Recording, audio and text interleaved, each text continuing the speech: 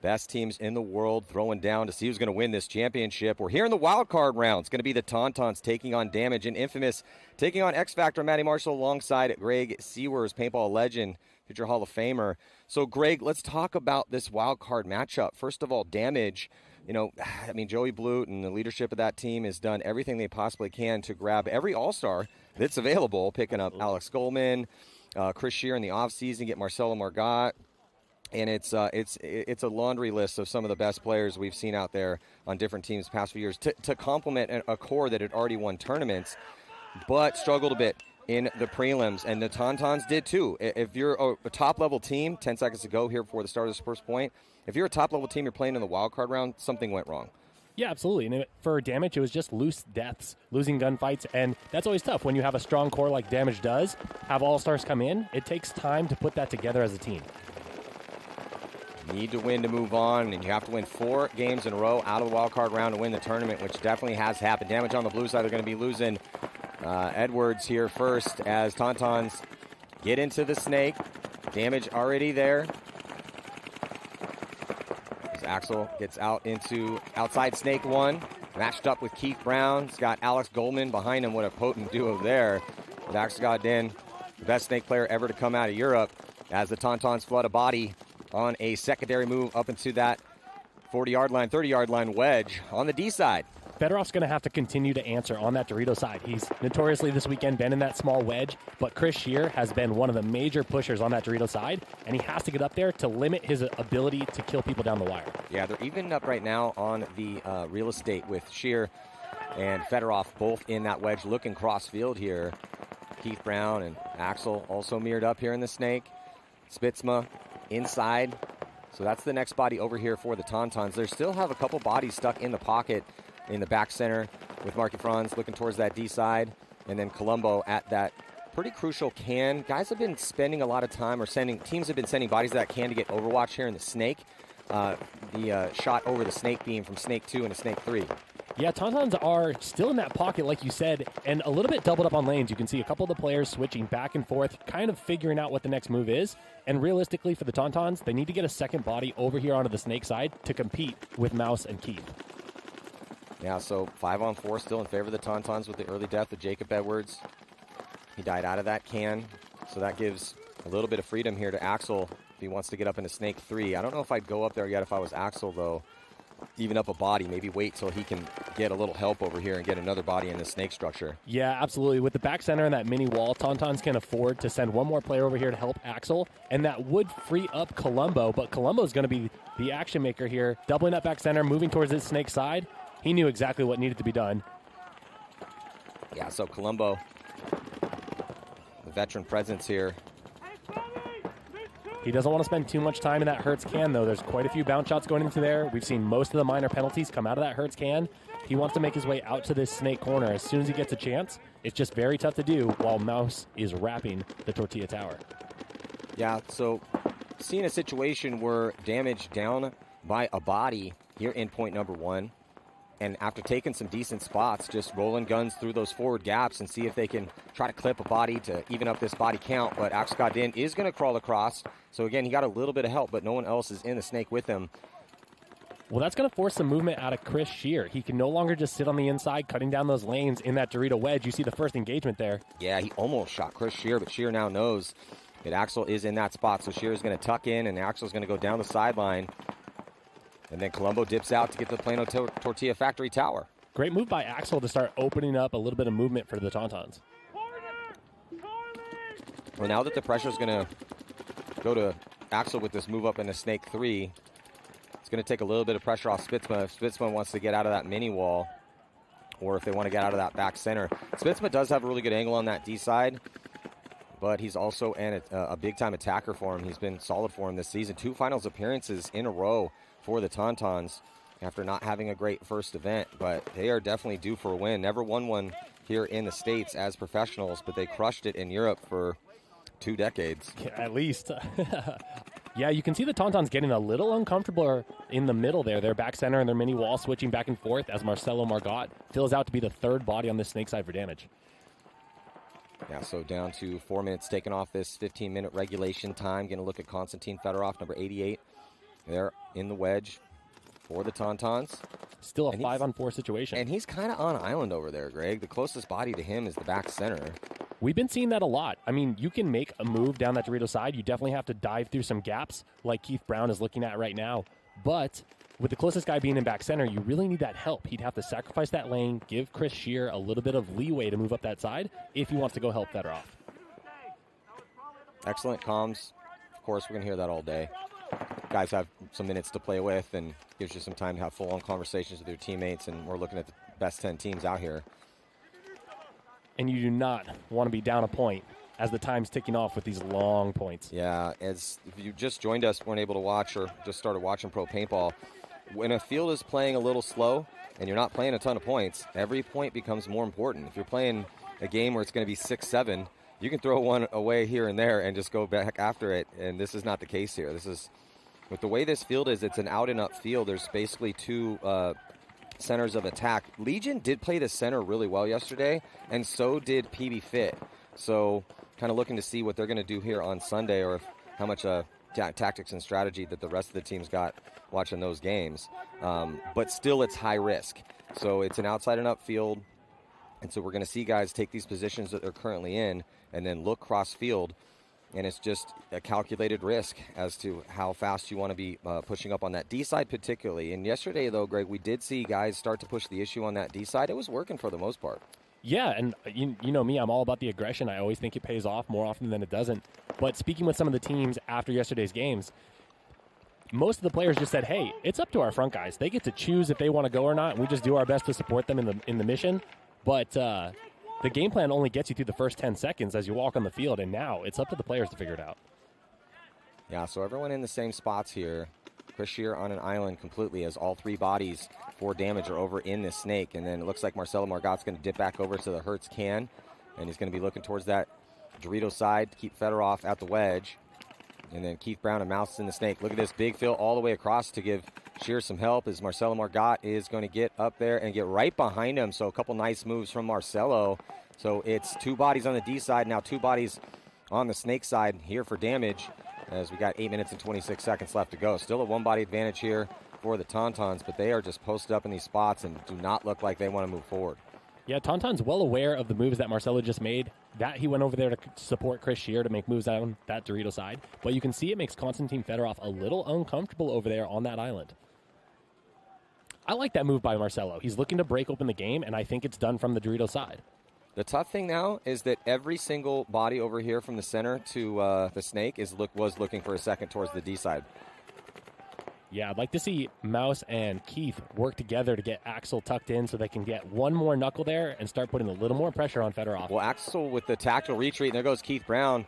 He tried to do the inside and out route up, but not going to work with Colombo in that tortilla tower. Yeah, so now it's a 5-on-3 situation, and with time ticking off this clock, look for damage to release and try to make something happen, as they know that the Tauntauns are just going to wait here, and eventually, even if they have to spend 7 minutes to do it, just slow roll them to get that first point on the board. Yeah, nothing better than a slow win for the first point on Sunday. Yeah, which again could be a potentially winning point, right? You know, so it's, if you're damaged, might as well just kind of push the issue a little bit here and make those couple moves and see if anyone reacts. Maybe you're going to, if you take a couple bites, especially, it's not so much Mouse, right? Because Mouse is by himself over here. He can't die. Oh, but What'd you say? Speak of the devil, he shall appear. So Mouse pops the top, but it doesn't matter, right? For Mouse, it's like, hey, pop the top, try to see if you can get guys to engage, and now it gives an easy choice here for Kevin Brethauer to concede that point. Yeah, as you can see, Mouse was definitely trying to take the initiative, standing over the top, trying to get a shot in on Colombo. I don't know exactly what was preventing Chris Shear and Marcelo from moving forward. The mini wall was looking that way. The back center was looking that way. But there is the ability to move on the inside into that Dorito 4 and start creating that wrap shot so you can make that move into the 50 brick and get closer to Fedorov. Yeah. It's just tough if you're damaged because you've been calling the same positions essentially for 7 minutes. And you know that, okay, we haven't shot anybody. It's a 3-on-5. Yeah. We have to try to make something happen here, even down bodies, because they're just going to wait until the last second, probably crush us because they have 2 extra bodies to spare, and maybe this game goes 1-0 for them. We can't let that happen. We need to leave some time out here. Yeah, as damage, you just got to take a deep breath and go, I'm probably going to take some hits on this one, but I'm going to go for it anyways. So jumping into point number 1 with Infamous. Congratulations. They make a Sunday here. And X Factor had a rough one, barely made it in. Infamous first to drop a body from that Dorito side, though. Yeah, first Sunday appearance here for Infamous. They are going to be dropping Sam Soberg here first, so it's a 4-on-5 situation in favor of X Factor, who had a crazy game against PB Fit to close out the prelims to save their tournament, Greg. Yeah, much needed. And Zach Patient playing with an injury right now. I spoke to him before the match, and he was on the struggle bus, but trying to do everything he can for his team. But they lose Rob Velez and Trevor Reeser at the same time. 5-on-2 situation in favor of X Factor. Yeah, Greg, Zach's going to get back into Snake 1, but it's just Jonah Jamrose and Zach Patient in Snake right now. So this should be relatively quick work for X Factor once they figure out that the last two bodies are in the Snake. They're going to loosen up on the D side and probably eventually just start trading bodies and win this point. Yeah, but like we saw in the Tauntaun match, as those bodies go up, they're okay with a slow win here. They're okay with playing less points for the match because all that matters is that you win, not by how much you win. And Infamous is going to let this ride, it looks like, maybe hoping that one of the X Factor players makes a move, gets a penalty, and gets a little bit more parity on the body count. Meter first to make the move, jumping into that Dorito 3. Patient able to make it back to the Plano Tortilla Factory tower. I think he's shaking off a little zing up the back there.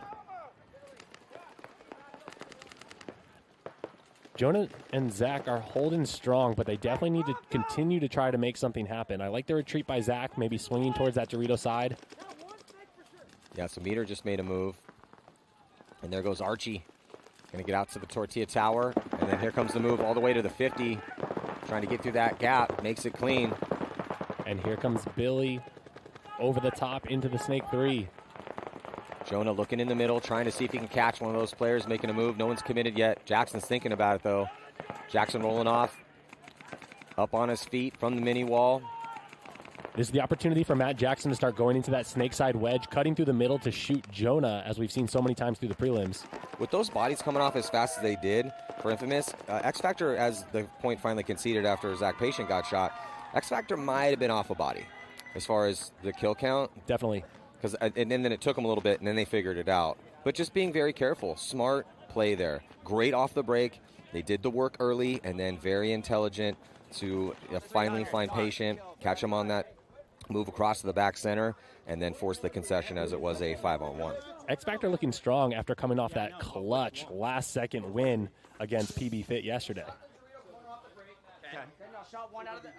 In the pits here with X Factor. Yeah, you guys shot it. All I could see was actually, I just turned and shot. So you stood right. Had that right there. So you shot. Oh, okay. So you shot. Dorito corners you died. Yeah, but it was on his fill. He didn't go right away. That's me on the fill then. I'm just pumping the. He went a little bit. First true lift.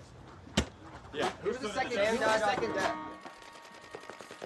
Point number 2 right now. Tonton's on the blue side.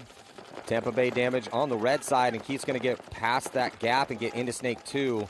The treacherous part of that run is getting through that gap, and he made it clean. No one comes off for either squad. It's going to be 5-on-5. Konstantin Fedorov on the move this morning, though, straight into that big wedge on the Dorito side, right off the break. And only one body looking his way right now. Great position by Fedorov early in the game. Yeah, Fedorov loves to take big bites. He's the type of player that if you don't put pressure on him or on the break doesn't feel it, he's going to go into a really dominant spot. That's how he got paintball famous and how he's still paid to play this game. Ain't that the truth? Oh, he's wheeling and dealing right now. Yeah, he's popping the top. They are putting pressure on him. He doesn't really need to engage too much, though, as they are going to get a kill, and it's going to be Sheer taking the walk from that D side. So it's a 4-on-5 again in favor of the Tauntauns.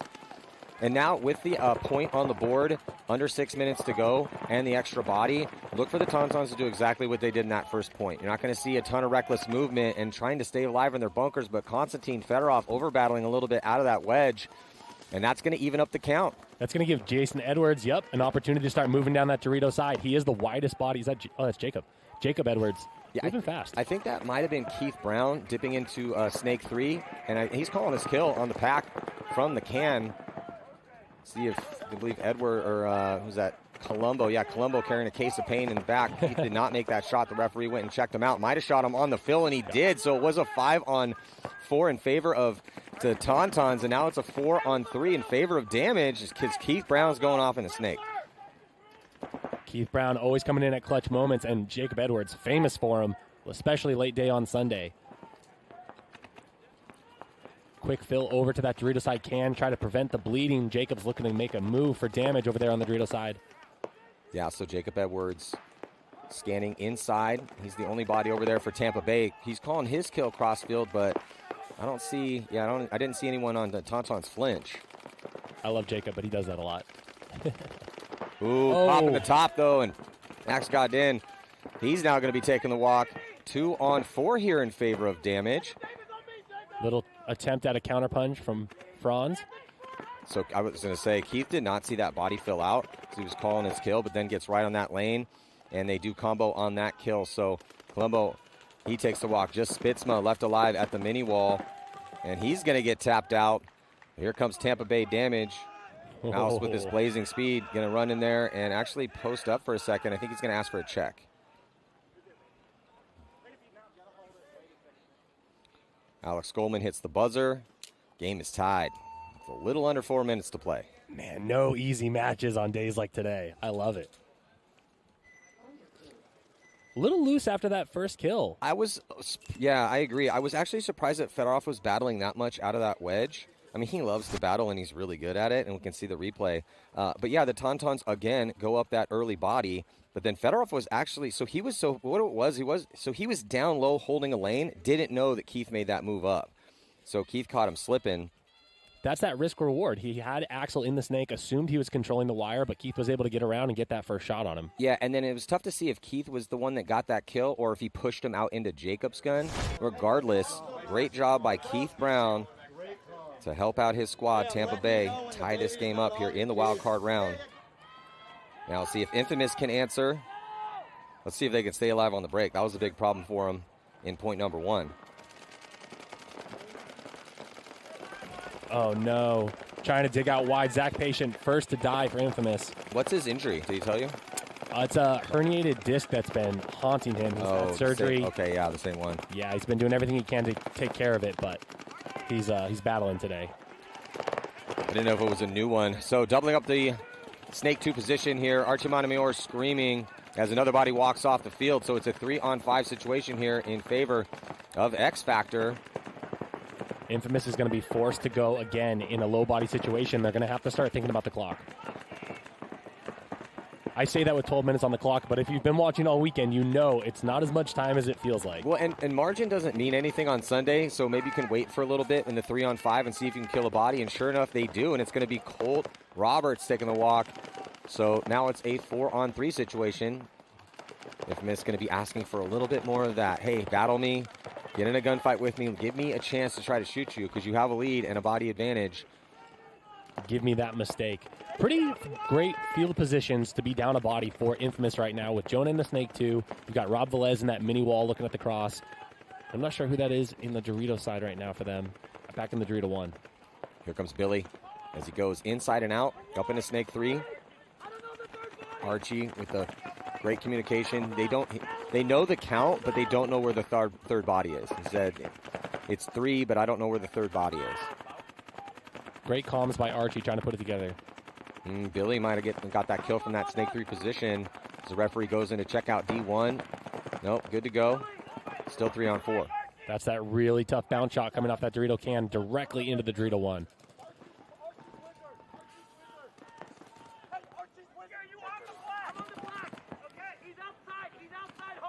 So, yeah, so they're calling that he's outside, that Jonah Jamrose is outside, which he definitely is. And body dropping from the D side. Sam Silberg takes the walk here for Infamous. So it's going to be a 2-on-4 situation right now. And that is now going to force the concession. So 10:32 on the clock and a 2-point lead for X Factor. The comms are excellent right now for X Factor. Calm, cool, collected. This is when I would expect Coach Travis Lemansky to start making those big moves up the middle like we saw in the prelims. Yeah, X Factor's just out battling them in the beginning of the game. So we've only played 2 points, and they've been up bodies both times. And as we were listening in on the pits, you could hear Coach Ryan Brand talking about shooting those dead zones, only because I know some of their codes. But picking on Trevor Reeser, who loves to just stand on the box, try to shoot a body off the break. All of Infamous was digging to get out there 5 alive this time, and they still lost that patient. Yeah, so this game a little different, though. Tied up 1-1.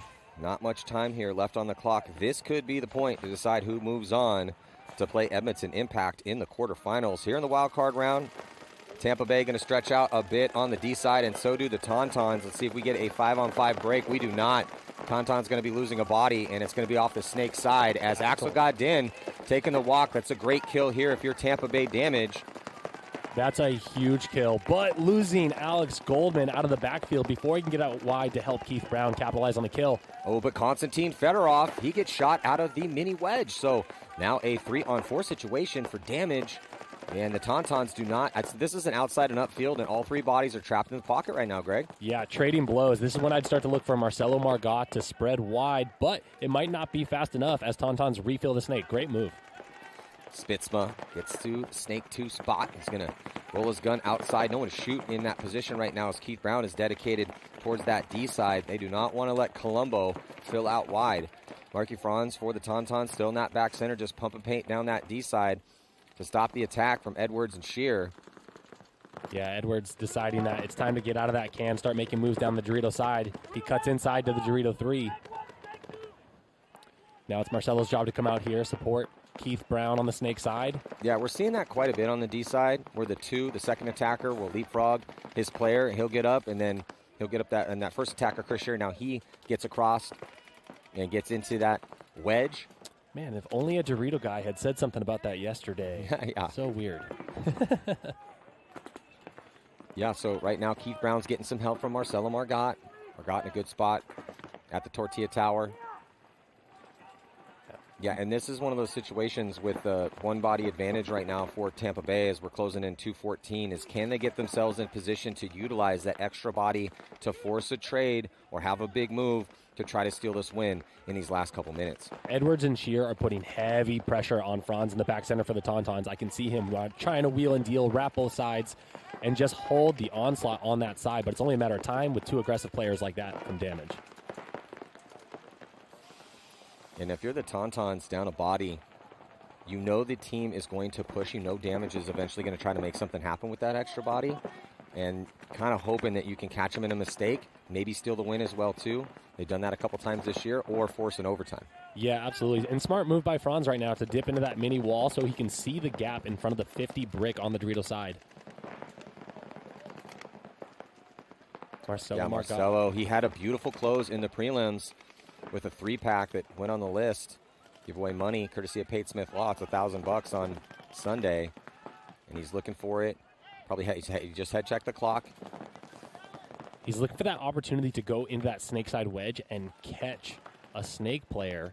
We've seen it happen quite a few times, but once you move into that wedge, you're a bit isolated. There's nowhere to go after that. Yeah, and also Marky Franz was able to make it out wide. Marcelo's wrapping the inside of that brick. Here comes Marcelo. Marcelo's going to run. Does he commit? Not quite yet. Tampa Bay has to get ready to follow up Marcelo's move. And here comes Edwards. Edwards is going to get very near. He's actually going to double up with Chris Shear. Oh, but good zone control here as Marcelo Margot does shoot out Spitzma. They are going to lose Edwards. Marcelo's still alive, and they're looking at two bodies with 34 seconds left to go. Keith Brown hits the deck. He's going to crawl all the way up. He should be able to shoot the pack here. Oh, not quite yet. Not from that angle. He commits across the gap to get the kill. That leaves just that one body in D1. He gets stitched up as well, and Tampa Bay Damage with 19 seconds left. No concession to preserve the time. Great moves. Two unanswered for Tampa Bay here. And beautiful job again by Marcelo to start the action in the middle, followed up by Edwards. He gets stitched up, and then Keith Brown finishing it here from the Snake side. Beautiful job by Tampa Bay. That timing couldn't have been any better. As Marcelo came forward to lock down that Snake from the Tauntaun side of the field, Edwards makes that move, and of course, the Snake's going to look inside or come over the top to get some action. He's able to catch him. It's great.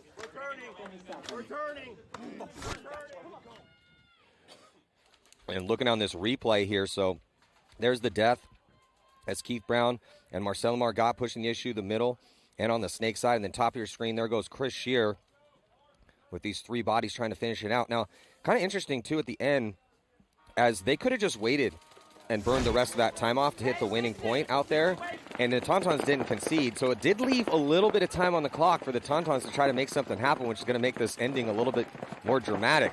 Yeah, I think the adrenaline may have taken over there. For sure. 2-point lead right now And also Keith was on the attack, and he didn't know maybe if he had enough time to spin around and even had to check the clock. Smart, but Infamous in this game against X Factor, first to drop Ryan Hall off that Dorito side. Tim Brusselback trying to make a strong effort over here, already in the Snake 3, posted up on Billy and Archie. Yeah, so this is just a great scenario here for X Factor with a 2-point lead, which is a pretty big lead on this field. They shoot a body early, and it really puts Infamous in a tough spot again. We'll see if Brusselback can do anything with that early field position there. But Matt Jackson already over the top of that mini wall, looking for some action into that center of the field. Oh, no, but Jonah Jamros getting caught in the Snake 1. 5-on-3 situation in favor of X Factor, and up 2 points with time taken away. If I'm Travis, I'm thinking about conceding this point. With 9 minutes, I'll let it ride for a little bit. But with how slow this field's playing, man, we need all the time we possibly can get on this one. Yeah, running ref to check out Matt, but he's going to survive. Yeah, and that's why you let it ride for a little bit. Oh. Yeah, definitely got to let it ride. Hope for something to go your way. Callie Rudolph trying to reposition himself over here on the Snake side. Looks like the only thing Infamous is really going to be able to do is try to force their way down the field through those guns on the Dorito side. With the way X Factor stacked up over here, the mini wall, Archie in the Snake 2, and Billy Bernacci in Snake 1, it's not happening over here. No, it's not. And looking at the body language for X Factor, super comfortable, crossing it up, talking it up, shooting lanes, just trying to make sure that they can keep eyes on these bodies as they shift spots. Callie Rudolph going to try to save the team right now. He's all by himself here in the Snake. That's going to open up the inside. Oh, sorry, he was doubled up there. He does kill Jonah. Or no, Tim Brusselback got the spin. So it's Brusselback that takes a walk, and now that is going to force the concession here. Yeah, Tim had dipped in there. See it blocked out from the camera tower, but yeah, he got into that Snake 3 knuckle very early in the game, but with nothing to look at on the Dorito side, he just wasn't able to do anything. Well, you had talked about how you kind of have to go to an aggressive game plan here. Margin's out the window right now. We're on Sunday, so they get Tim in early, but now down 2, now down 3. Still with some time to work with, but going to have to push the issue. Now, you could go opposite of that as you see the replays. There's Tim Brusselback with multiple bodies in front of him, looks inside. With that many extra bodies to work with, just need to trade. Tim had actually just come off that lane, so Archie was able to stitch him up and stay alive. Tonons with 16 seconds left. Talk about a reckless attack. We're about to see it. They got some fast bodies on this one, on the roster. So on the break, you cannot stop at a bunker. You cannot dive. They're going to lose Axel Godin, and it looks like they're going to lose Spitzma up the middle as well, too, and under 10 seconds to go. Just got to run into these guns. Unfortunately for them, they don't have another choice, and so Damage is going to shoot all 5 bodies as time expires. So Tampa Bay Damage knocking out the Tauntauns. They're going to have to wait to World Cup to have a chance to make it into the finals again. Stops the run of 2 finals appearances in a row. So Damage moving on to play Edmonton Impact. Now that is looking like the all-star roster that they have. Yeah, and an interesting situation with the story, too, because, you know, Damage and Impact are the 2 highest-paid teams out here in the league with the nastiest all-star rosters that you could possibly assemble. And there's been players that have gone back and forth on that team over the years, so bit of a grudge match here. Oh, I can't wait. It's going to be great. Still some more game to play, though, in the wild card round with Infamous and X Factor undecided, but it's just been all X Factor. Yeah, like you said, there's still time on the clock, so hopefully Infamous can come up with an aggressive game plan and get something done with it. Watching the onslaught here as Damage just chopping up the Tauntauns, trying to score a point in under 15 seconds there. Well, they gave it a shot. You have to. Yeah. And die on your sword. Yeah, of course. And with that much time left, you just can't stop at a bunker. It's a very high-risk proposition. It's on the breakout right now. Billy Bernacci getting shot.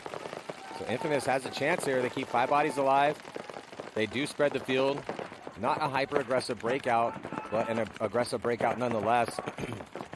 Risking the body to ledge early, and they get Jonah quickly in a Snake 2. They double up the mini wall. Archie does slip through the gap to get out to the Tortilla factory tower. And then he dives in his Snake with good zone control. They catch Archie as well, too. So X Factor probably going to be squandering a point as long as Infamous can get a clean close. Zach Patient is asking the ref to come on and give him a check, though, and just laying down in the Snake beam. Yeah, I think Archie caught him coming over into the Snake. Well, no penalty assessed. He stopped his forward movement and asked for a check. Chris Shear dips, or sorry, Cody Bayless. Cody Bayless dips into, well, first he went to the 50 on the D side, and then immediately got out of that spot. Where's that Silos? Oh, Jonah dying as well, so not a clean close here for Infamous. They're down to 3 bodies left alive as they lost Patient and Jonah, and no one in the Snake. Yeah, TJ Danner looking to make the adjustment, come over here for the Snake side, really lock it up for X Factor. TJ Danner gets to the can, and he gets to the can clean. He's looking to move across to that to the tower, but he stays at the can. Colt Roberts is going to get out behind Silos, and then here comes TJ. Ooh, referee going to come in and give him a check. That Dorito 3 for Infamous looking inside. Looks like TJ's going to be alive, though. Rob Velez needs to start coming over to the Snake side for Infamous. Yeah, 3-on-3 here. And since there's 6:30 on the clock, Infamous still has to push the issue here, Greg. Running about 2 minutes and, we'll call it 8 seconds per point. It's time to change gears for Infamous. They settled in after those initial first kills with Archie and Billy, and they need to make the adjustment. Trevor Reeser, experienced player, knows the drill, comes all the way over from the Dorito side can into the Snake 2. TJ Danner going to answer by crawling into the Snake 1, make sure Trevor doesn't have a free-for-all down this side.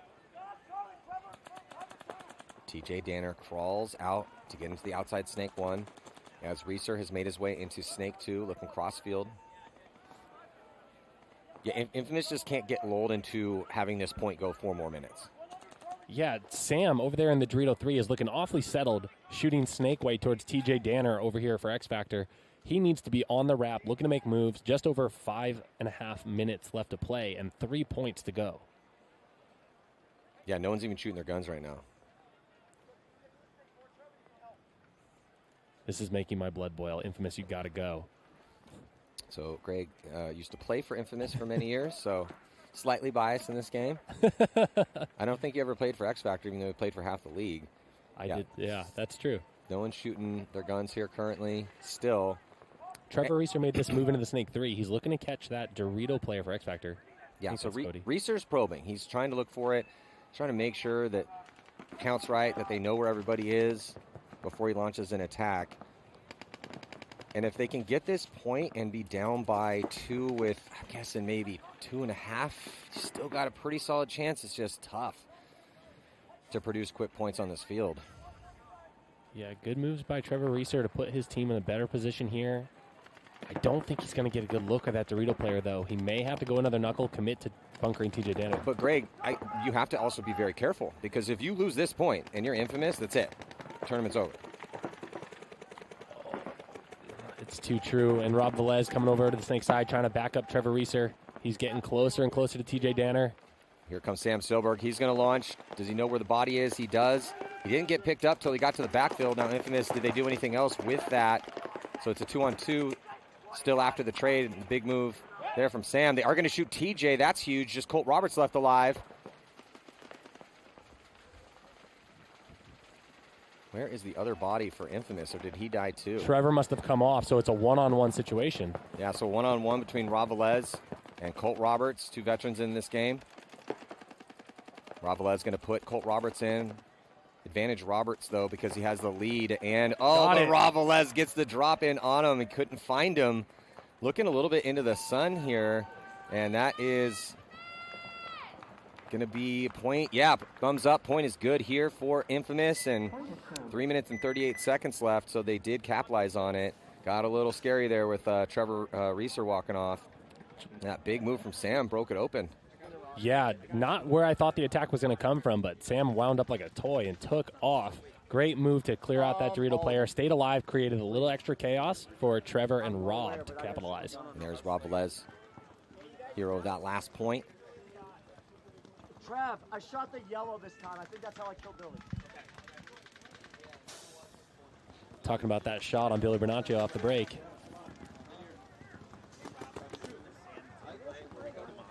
Okay.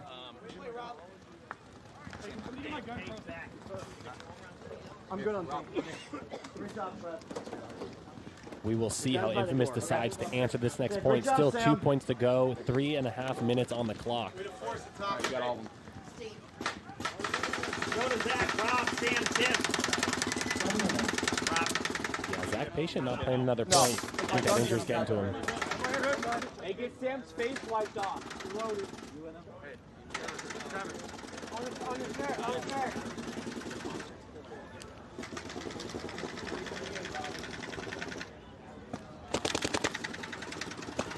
Rob, you're the BCS, then default to the alpha gap. Little reset here. Tense moments in the pits here for Infamous as we're watching the replay of Rob Velez in a one-on-one here against Colt Roberts.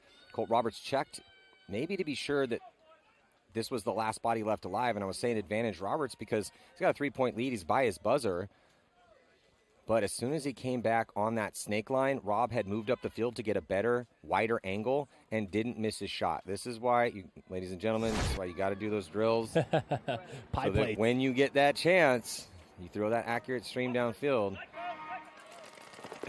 So, 2-point spread here, and looks like body coming off, and it's Jonah Jamrose taking the walk to 5-on-4, and a big play up the middle with Sam Silver going up into that 50 brick in the middle. Try to get the drop on Billy Bernaccia.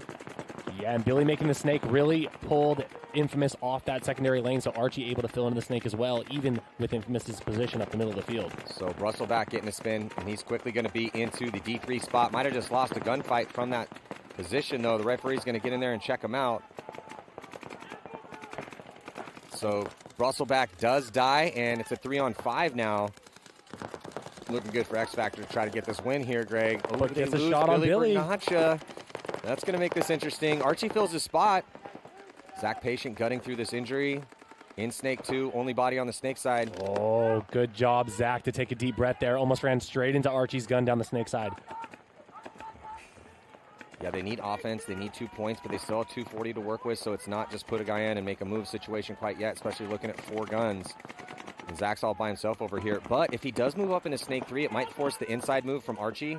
Now, Archie knows that Sam's at that spot right now, so they're yelling Cowboy, which has got to be the 50 brick. Yeah. He said that paint was too close. They are up the field. Find the guy.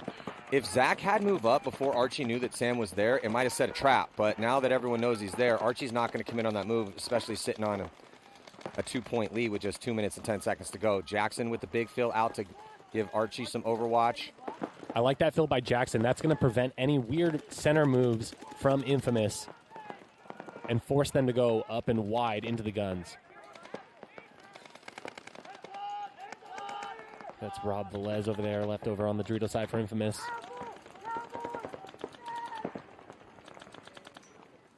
Yeah, so a good cross-field spread here for Infamous. Sam Silberg in the middle. Velez into D3. Made a couple moves to get there after the deaths of Brusselback, and then Patient holding it down in the Snake. Zach Patient checking the clock. Yeah, Greg, he just checked the clock and realized that he has to get it going. So they are going to have to launch into a bit of a reckless attack here as there's still 4 guns that they're looking into, but they have no choice. Spread means nothing on Sunday. Yeah, that extra body for X Factor in the back center is a huge help. Slowing down Infamous's Dorito side. He is able to make it into that big wedge.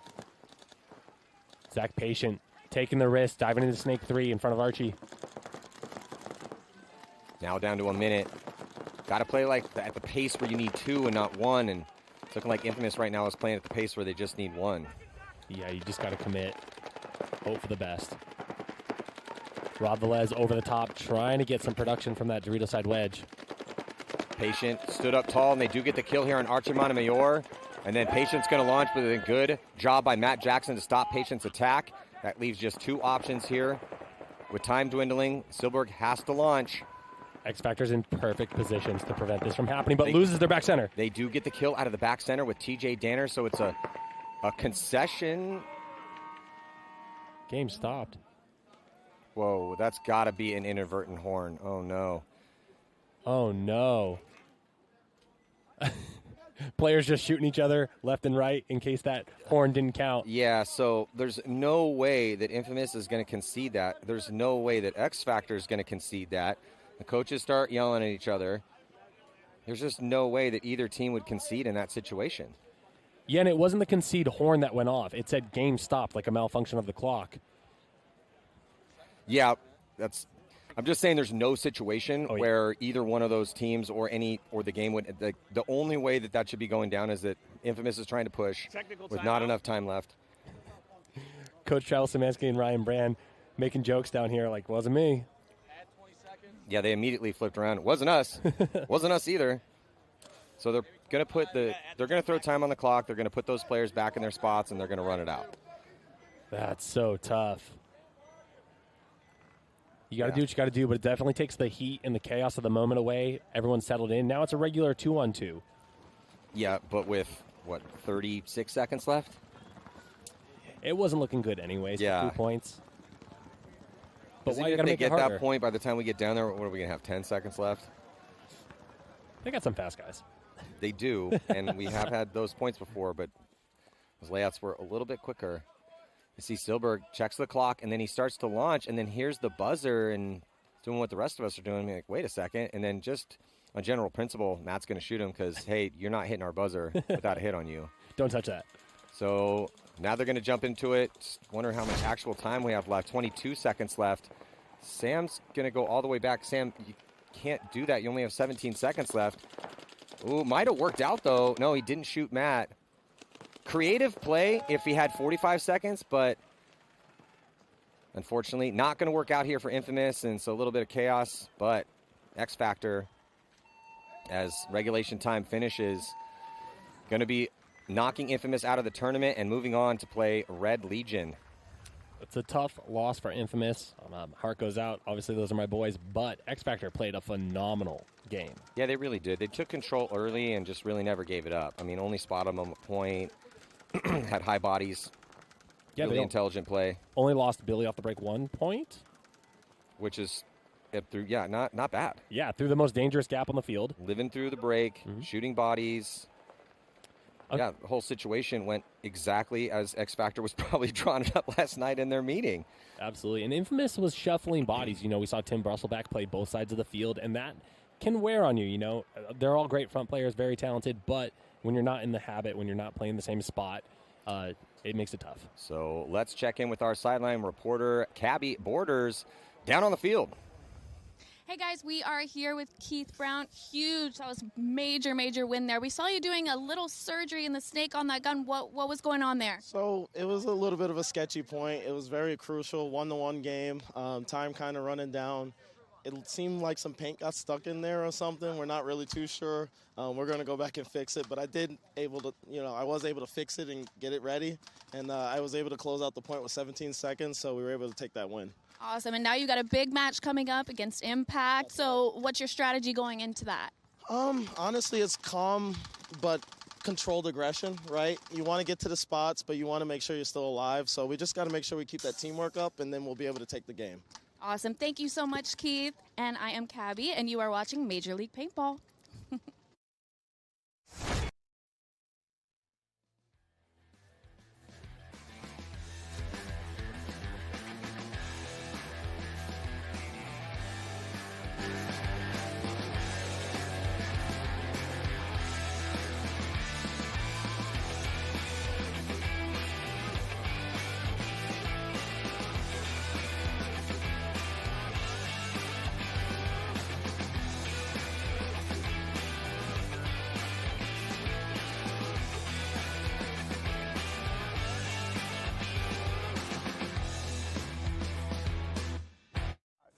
Right when you sign up on the team program, all we're going to ask for is your logo, primary patterns, colors, secondary accents, all that stuff. And we're going to take that information, and within 48 hours, we're going to kick you back a 3D mock-up of your team jersey. Now, there's no minimums. You guys can order one jersey. There's no packages required. You guys can build one if you want, but just go to teams.crbnpaintball.com and start now and save yourself some money for better gear.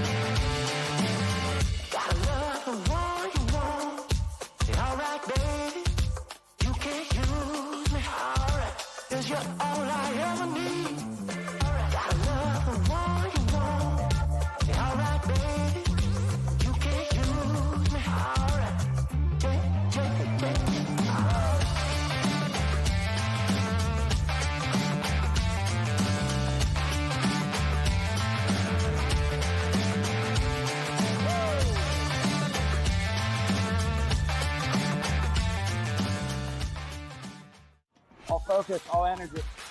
Go, baby. Hey, look around. This is all we need. We play together, we're unbeatable, okay?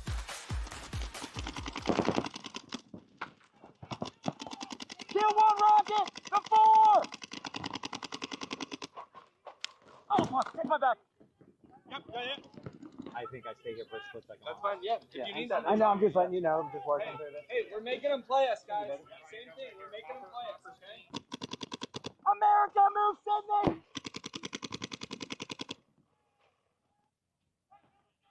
The 4! The 4 moved to the 3! The 3! Whoop! Let's go, Ron. Let's go, baby. Hey, that's what happens when we're all live, right? We can work through problems. It's all about the connection out there. 30 minutes a day, we get to give it all. That's all. Freedom to the 4! 2 and 4! 3 to 1! Come on, Dorito! 2 only!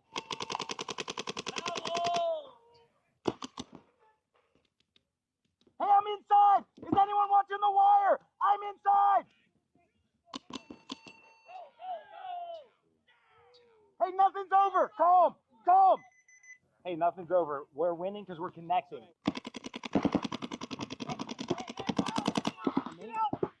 On who?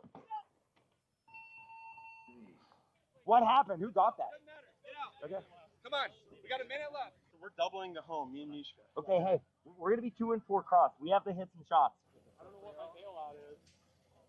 The bailout's playing tight as possible for 53 seconds. You hear that horn?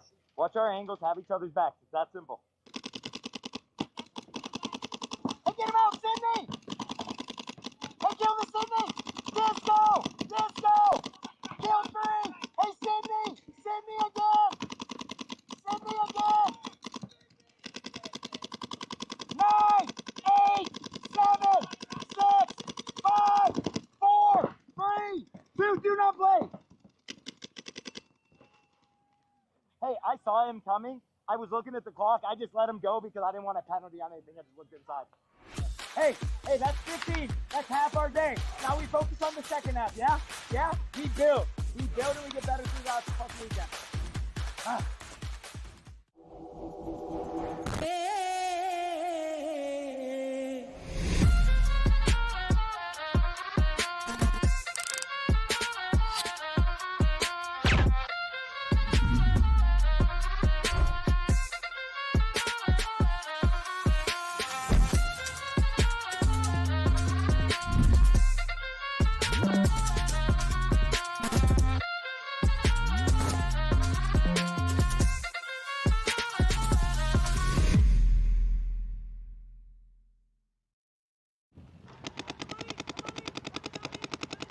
Closet! Kill the closet! Kill the closet! We gotta be alive. Hey! Diesel, America off the break. Hold the zone. Delta money inside. Diesel! Diesel! Diesel! Game time finished. Game stop. Hey, all good. A little frustrating because we should have dominated, but hey, a win's a win. Kyle! Kyle! I'm down to my last.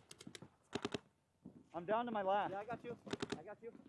Here, put it in. Hey, look. Who's across? It's closet home on me. Hey, I can go through the middle and get the closet. You got to be careful of the Delta guy. That's what I'm wondering. Okay. Hey, you know Clint's in the air. Hey! Fire! Fire! He's going. No, Arizona. Yeah, go to the closet at least right now.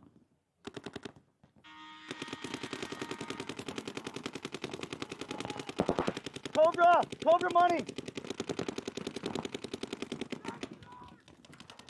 I'm going. They got the Tiger King Kuzma. It's the one on the snake side here. Diesel also getting into the 50 snake. No, so Kuzman's going to run to his death, though. Tried to bunker him out, not able to get him. Yeah, not even a trade. Yeah, he didn't know that Mouse was there. Mouse just shoots 2 more. Shoots him on his first engagement. And he lived? Oh my goodness. Dies in the end, but I think that was a 4-pack for Mouse. I need my gun. 40 seconds.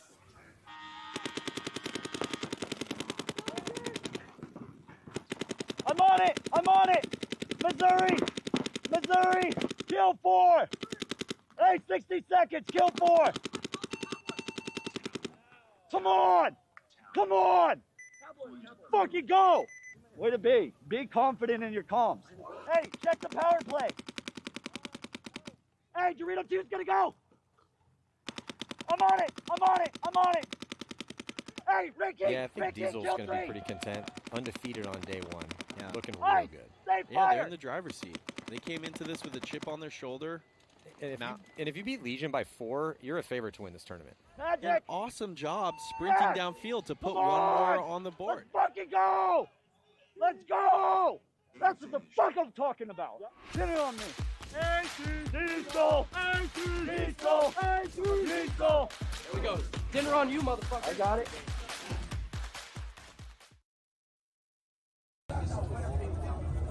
What's going on, everyone? Walker with Carbon Paintball here to show you our ST Pro Bottom 3.0. This product comes with a wash bag. First thing you're going to notice when you pull it out, it does have a new look, updated look. Our claim to fame, all one cohesive pad from your hip to your thigh to your knee with dual impact padding on each region. It does have the adjustable ankle cuffs, easier to get on and off. Has the 5mm crotch padding as well. And then on the waistband, we now have a drawstring. For more sizing and carry instructions, check out crbnpaintball.com.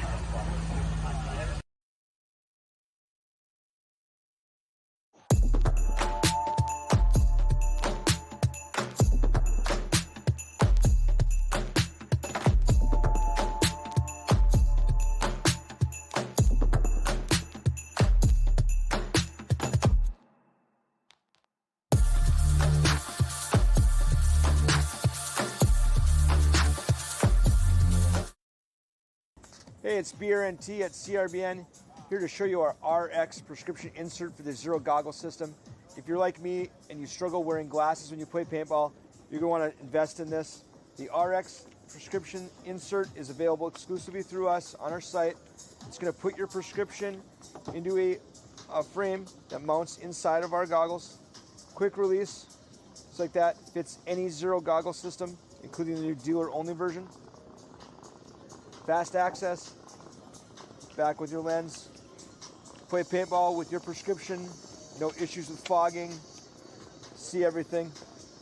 Check it out at crbnpaintball.com.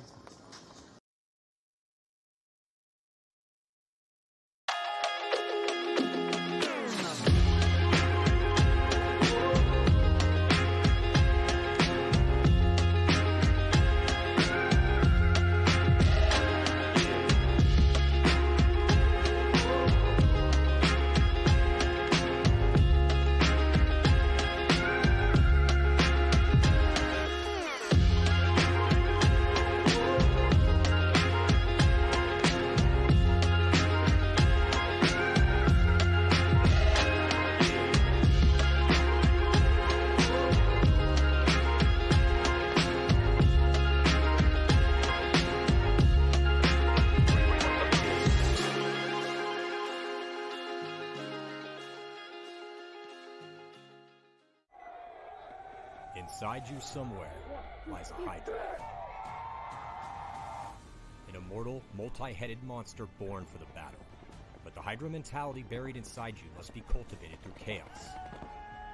Rather than just surviving or remaining unchanged, the Hydra mentality allows an entity to improve, to thrive, to multiply its strength when exposed to stress and uncertainty, to strengthen with every challenge the world throws your way. Every time the Hydra gets its head cut off, experiences a loss or a failure, it becomes stronger by growing two heads in its place.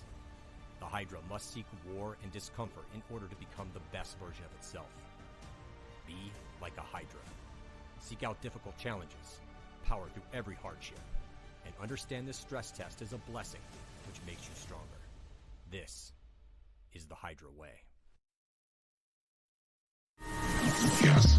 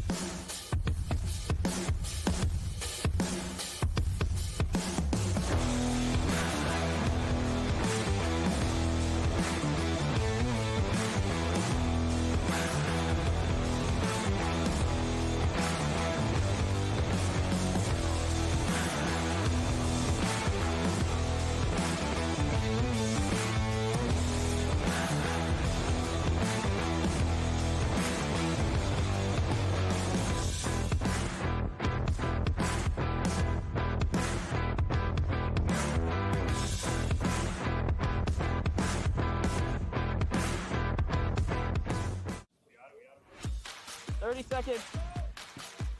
Back center this way. Back in front of wide.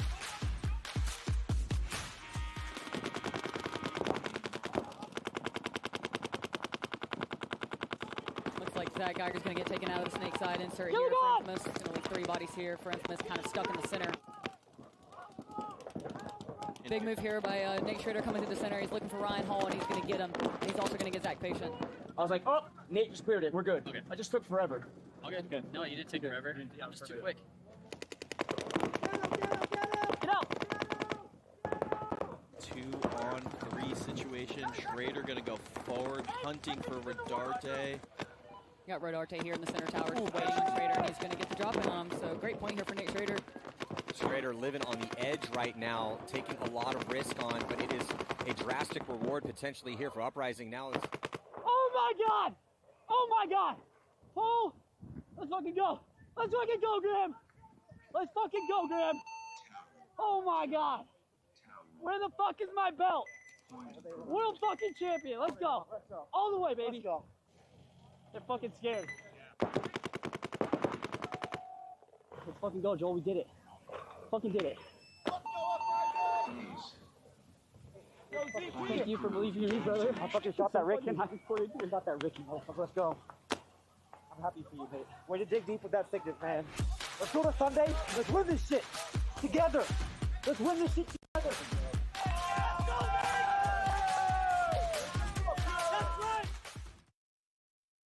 Hey, it's BRNT at CRBN, here with our Zero Storm fan.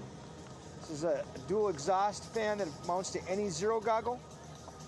Includes a magnetic visor mount, on-off switch. It's like having AC in your goggles. Check it out at crbnpaintball.com.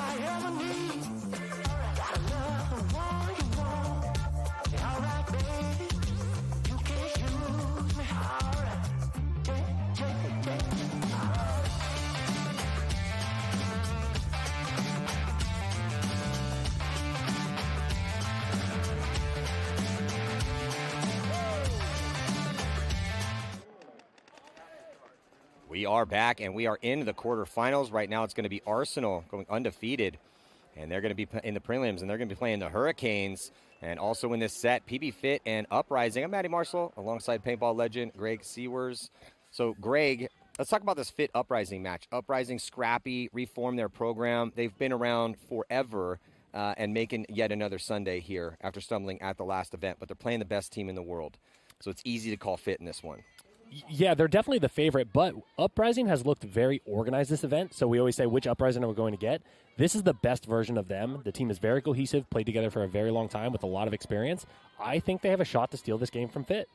This is my favorite version of Uprising ever, and I've watched their whole careers. So I'm very excited for this new incarnation of Uprising. It would be a big statement to the league if they could take down PB Fit. Unfortunately for them, PB Fit looked outstanding until their loss to X Factor. So a bit of a chink in the armor there in those Battle That Texas teams in the end of the prelims. So Fit did face some adversity in the prelims, and we'll see how they start out. They're going to be losing Chavez off the break, so that's some good scouting here and some great off-the-break shots. And they're going to shoot Mason out of the back center. This is an excellent start here for Uprising. See if PB Fit can clock in this 5-on-3. Borromeo capitalizing right away, smashing into that Dorito side wedge. Looking to take some more ground now with no center players left for Fit. Nate Schrader filling over into the Snake 2. Well, Uprising needs to not get antsy and throw bodies away right now. They need to recognize that we're in a high body situation and capitalize. You need to be converting high body situations around 80% in order to win tournaments. Body, Johnson here for PB Fit. It's a nice move from Johnson. He's going to get up there and try to cut down that D side. get that shot in on the wedge, cross field. So good cross field spread, though, for Uprising. And Seabaugh on an island for PB Fit back in D1. This is like what we want to see from Fit. Moving up the snake, down bodies, trying to get a kill off that Dorito side, see if they can catch Borromeo to try to even up the bodies a little bit here, down 2. Alec Collin in the back center, going back and forth with his gun, trying to figure out if he wants to get out.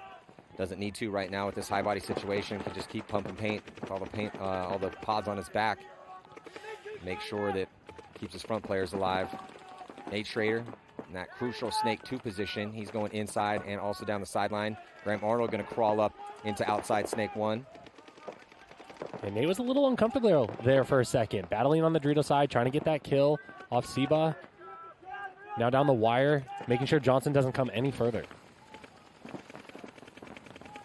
Yeah, but good for Uprising, again, to not get antsy. It's point number 1. Sure, you got a big 2-body advantage, but no reason to flood down the field quite yet. Earn those moves.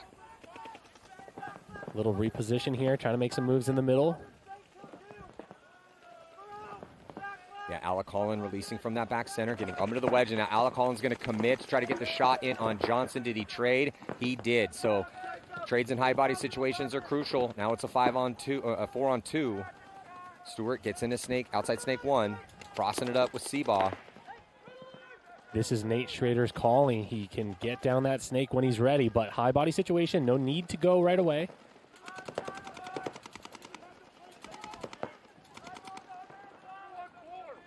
Yeah, principle as far as implementing the strategy here is the same. You have a 2-body advantage, so just be smart. And then PB Fit is going to hope somebody wants to engage in a reckless gunfight with him and win that gunfight, try to get a little closer on the bodies. Yeah, and this is a point where we've seen a lot of teams just concede 4-on-2 situation in the backfield, but PB Fit going to play it out, see if they can catch Uprising sleeping. Well, Greg, with how clutch Scott Stewart and Seabaugh have been, might as well just give them a little time. Absolutely. Why not? I mean, they've been heroes for this squad. And Fit running with a bit of a light line, only 6 bodies out there, but it looks like Seabaugh is going to get taken out from that D1 position, and now you're going to save Stewart a little pain and a little cleanup by conceding the point. That was a beautiful first point here for Seattle Uprising. Yeah, great job by Nate Schrader there at the end to shoot the bounce shot off the Dorito can as Seabaugh was standing high on the outside of Dorito 1, caught him right in the back of the head. So now we're going to see Baltimore Arsenal take on the New Orleans Hurricanes.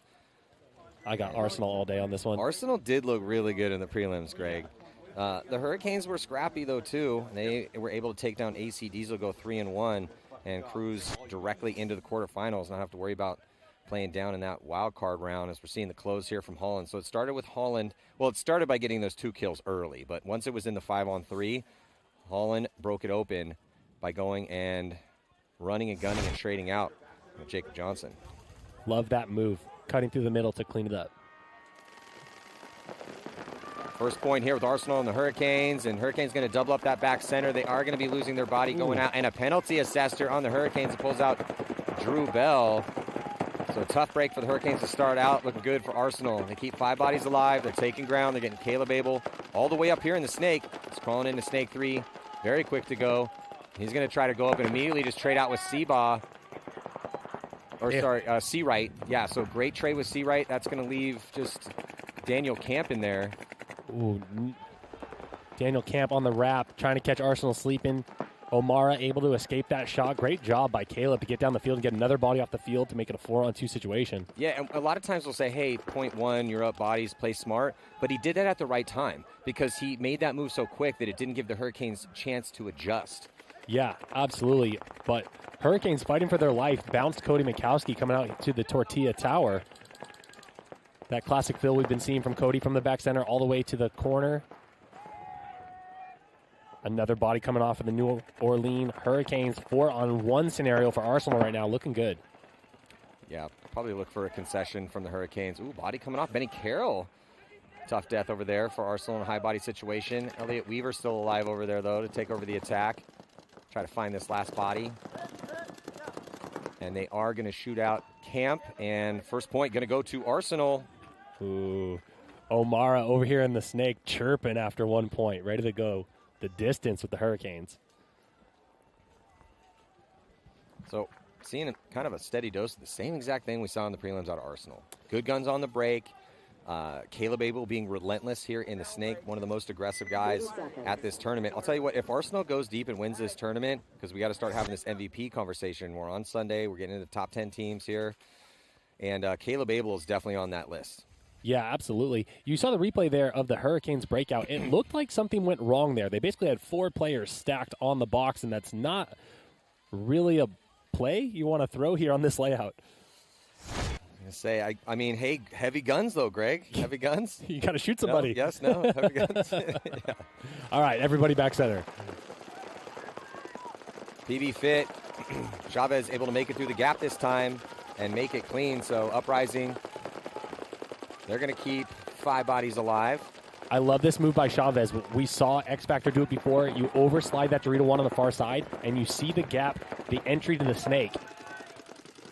Uprising first to drop a body out of that Dorito side can, and no presence in the Snake for Uprising. They're going to have a tough time with Chavez shooting that gap. Yeah, I love the gap that Chavez is shooting. He's back up off that spot, so sometimes getting out of your bunker, you're still going to be safe, blocking players out, opposing players downfield, and can spend a little time shooting that gap. They do get that kill, and going to give themselves a 1-body advantage. I think that was Woodward taking the walk. Johnson over here in the Snake for fit, trying to put it together, see if he can get around that knuckle. He does. The only one stopping him was the Dorito 1 high inside.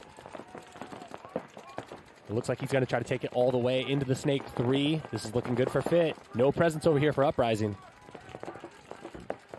Graham stuck in that Hertz can. That pinch is getting tighter and tighter and still doubled up in the mini wall for Uprising. Chavez is going to get a little help. Seabaugh pushes out to get behind him. Fit really not feeling much pressure at all. Body posture looking pretty good for them. Johnson all the way down the Snake here, shooting at the Dorito 1 for Uprising. Here comes Mason. Yeah, Johnson is just on their side right now, trying to get that crossfield kill on D1, but Johnson pushing the issue in this high body situation and looking good. Wasting no time to get all the way down the Snake. Yeah, I don't think Uprising really has an opportunity to get into the Snake at this point. Mason standing through the middle. Chavez still shooting that entry zone. Mason almost gets caught trying to get across the gap. Might have had to dodge a stream and gets in clean. 2 bodies trapped in that mini wall for Uprising. Fighting for their lives. Bodies swarming down the field. Great comms from Scott Stewart. Seabaugh gets in front of Chavez on the D side, but the push is all Snake side right now in middle here for Fit. Uprising's only hope is Nate Schrader to try to get a shot here on Mason. He keeps coming over the top, and they get it. Huge kill on Mason. Might be getting a shot here on Johnson. Johnson getting a check. The referee saw something too. We're going to see a minor penalty assessed that's going to take out Scott Stewart. So what a great job here. Oh, but I think Schrader got shot there by Stewart right before he got pulled. So that's going to turn it into a 3-on-2. Seabaugh comes all the way back to the can, has to, as it's just him and Chavez left alive after a bit of a disaster. That minor penalty on the push for Jacob Johnson. This is that scrappiness we were describing about Uprising. They're never out of the match. That looks really bad for them. Fit going to fill all the way out to the tortilla tower from the Dorito side. Now a one-on-one on this side with Graham from Uprising. Great fill out by Jacob Seabaugh, though, getting all the way across the field to spread it out. Sitting on that lane in front of Chavez, but Uprising with the lead and an extra body out there. Need to be careful on this close here, Greg. Yeah, it's going to be all up to Graham over here right now. He's going to be in the most dangerous spot in that Snake 2. Chavez trying to find Graham right now in the Snake. Is Seabaugh creeping into the Snake 1? Yeah, Jacob Seabaugh. And Jonathan Chavez here for PB Fit. What a turn of events. Uprising now in a bit of a lockdown mode. Great positioning. Snake 2, the small Dorito wedge, and now back center to keep Chavez at bay on the Dorito side. And they can be very patient here. They don't need, sure, love an extra point. You always love points. But with the lead and the way this field's playing and the extra body, they might as well just try to get in some good spots. Maybe get up a little bit farther. I mean, they can do it from here too. But they know eventually Chavez and Seabaugh have to push into these guns. And so it starts. Chavez going to make that move into the big Dorito wedge. Seabaugh creeping into the Snake 2. I love this aggression in a low body situation. They know they need the point, and they don't want to throw away that start they had at the beginning of this point.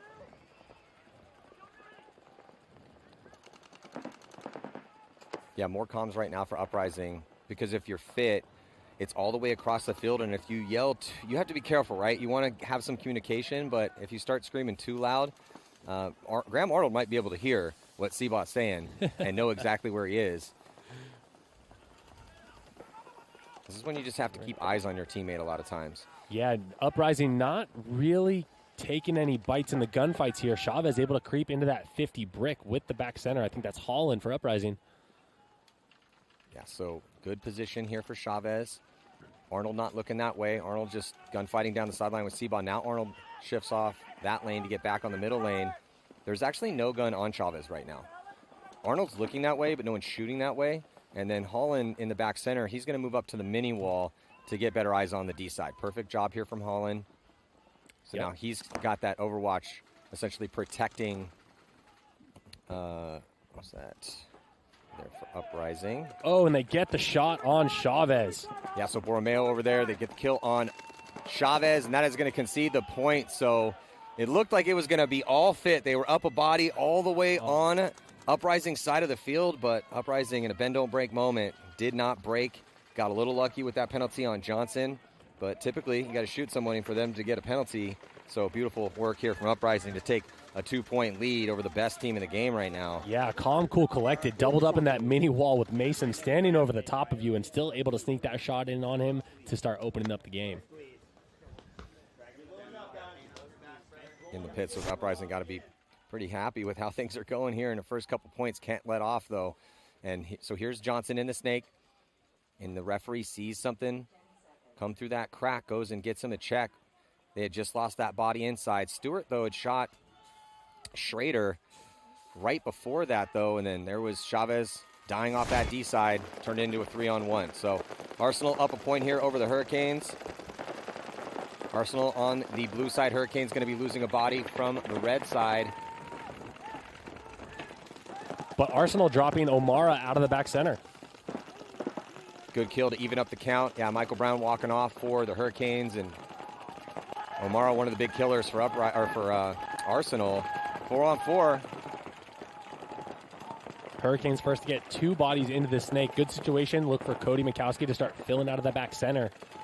He's still a little nervous about that Dorito side for the Hurricanes. Yeah, a little bit better field position, I would say, Greg, with the lead and the field spread out. They have a body to attack on that D side here for Arsenal. An extra body in the snake right now for the Hurricanes as they're chasing a point. This is typically when the Hurricanes start playing into that snake side wedge. Cody making that classic move, back center all the way out to the tortilla tower. Arsenal clean into the big wedge on the Dorito side. Lot faster pace of points in this match. Arsenal's playing this one like they need the point. Let me double check that scoreboard. Yeah, they have a lead. I mean, this reminds me a lot of the Red Legion play. And also you want to play to your styles, right? And you want to keep going with what's been working, and this is what's been working for Arsenal. It's always hard to say if it ain't broke, don't fix it. But Arsenal proving the point. Still a 4-on-4 situation. Yeah, also if you are playing defense, quote unquote, it's good to get bodies upfield because it increases the angles, makes it a little tougher on your opponent, but it also sets a little bit of a trap because the closer you get, the more that next player or your opponent in front of you is going to want to run you down. And if you have somebody protecting that zone, that can be a free kill sometimes. Well, we talk about this a lot. You know, that 50 brick on the Dorito side doesn't necessarily mean that someone's going to die on the other team, but it makes you very, very dangerous and starts to cause a little bit of chaos and open up opportunities for other players. A lot of focus on Caleb from the Hurricanes right now and making sure he doesn't crawl all the way down like that first point. I was going to say, this has the makings of a longer point, Greg, but Daniel Camp and Seawright have moved up here in the snake for the Hurricanes. Camp gets up in the snake 3. Seawright backs him up. Snake 2 is protecting down the lane. Make sure Caleb Abel, who's hyper-aggressive, doesn't run him down. Now that they've crossed that dreaded snake 2 gap on the outside, I think it's time for Arsenal to start turning the field on the Dorito side. Yeah, and also for the past about 20 seconds, while Camp was getting set, the highway run was open, but they don't know that Camp's there yet. Yeah, Hurricanes do have that Dorito 1 posted inside. Yeah, but he wasn't looking inside for like a good 15 seconds. Talk about small windows. Yeah, I'm not knocking Caleb. He didn't know. There's a good chance they don't know the camp's in that spot yet. Yeah, this is when Cody Mikowski should really start thinking about entering the snake to get a little bit wider. Make sure that the Hurricanes aren't able to progress another knuckle, because that's going to cause a lot of problems on the Arsenal Dorito side. Hurricanes trying to muster some offense here, moving into that little Dorito 2. We don't see too much action in there, but it is a launching point to start doing some damage on the Dorito side as he enters Dorito 3. Yeah, Drew Bell getting into position behind his, getting in better position to have a good crossfield shot. He's the only body over there right now, but he's been doing a really good job on island. We've been seeing that a lot. A lot of people committing that second player on the Dorito side to help out the snake, which has just been chaos and trading in gunfights. Yeah, it's really good for a team to have a guy you can count on to be aggressive when needed, but also stay alive if you are on the island, meaning you're the only body on one side of the field. Caleb over here on Arsenal said, "It's time. I'm going to take the wire." Just dives into the gunfight and says, "It's mine now." Yeah, Seawright is going to give him that lane for now as he looks over and sees Stu Ridgel developing. Stu's became a little paintball famous by making big moves up the middle, leader of the Hurricanes. And he's looking for it, going back and forth and trying to see if there's a seam that he can cut through. He's looking for that same zone that Marcelo cut through into that other team's wedge, see if he can get a shot in on Caleb. He could go right now. There's no one looking in that lane. Now there are. So, good job. Mikowski wraps around right at the moment because Weaver was looking D-side. Caleb's down the wire, and so was Cody Mikowski for a second. So now that lane's done. That team is not when Cody dies. Huge gunfight win right now for the Hurricanes.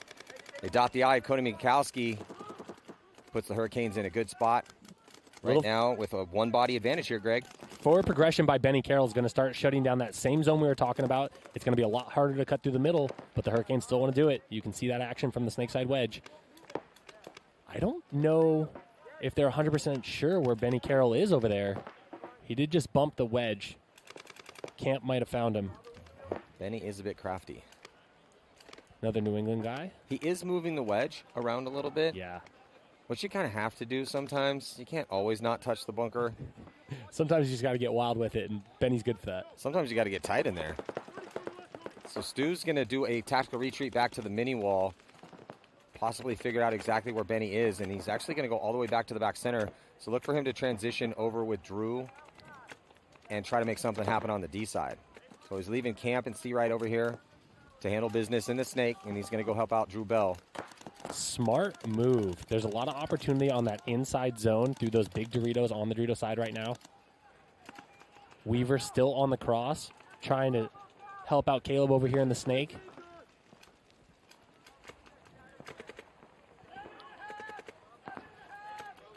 Calling out the time right now on Arsenal. 7.5 minutes, still 1-point game. Arsenal down one body. Stu is now doubled up with Drew Bell, so he's going to go across. He's going to get into the wedge. Drew's still staying dedicated on that inside lane crossfield on Caleb. So Drew's going to be the attacker. He's looking like he wants to get up there. He's going to wrap around. They get the kill on Benny Carroll. Great job by Stu Ridgel. Worked really hard for that one. Had to make multiple moves to get in position to shoot out Benny Carroll. And now popping the top here at the 50-yard line. Oh, and a shot. They get the shot in on Caleb Abel. So what a great job for the Hurricanes. Winning some gunfights. That's the story of this one. Ooh, minor penalty going to be assessed on Caleb. And no bodies left to pull. Yeah, multiple gunfight wins the story of that specific point to tie things up here for the Hurricanes. Because they win the gunfight on Cody. They win the gunfight on Benny. And then they shoot out Caleb. So, unfortunately for Arsenal, a triple stack of gunfight deaths cost them the lead. Hats off to Ridgel for the versatility. Going up in the middle, trying to cut through, looking for Caleb, and then swinging all the way to the Dorito side to get the shot on Benny Carroll. In the pits right now with the Hurricanes. Let's get a look here at the replay. Again, we're having MVP conversations. It's early on Sunday, but trying to track who the heroes are for these squads. See who's going to go deep.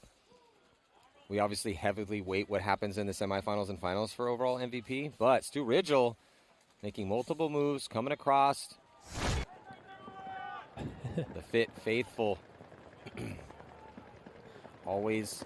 They travel well, and obviously this is their hometown, so, I mean,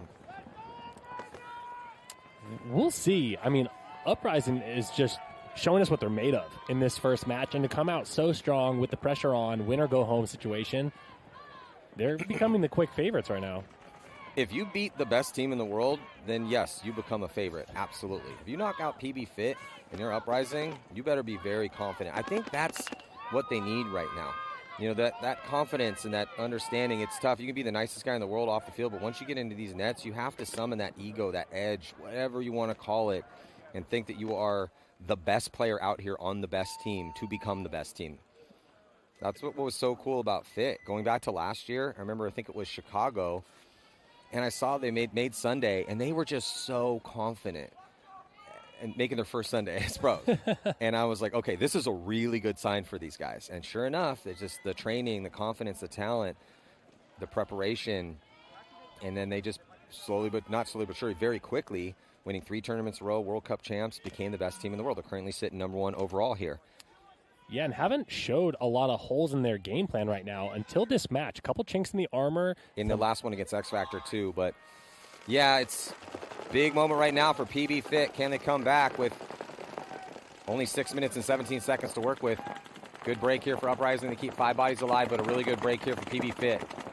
Stewart goes on the attack now in the snake, and he's going to get very quickly into snake 3.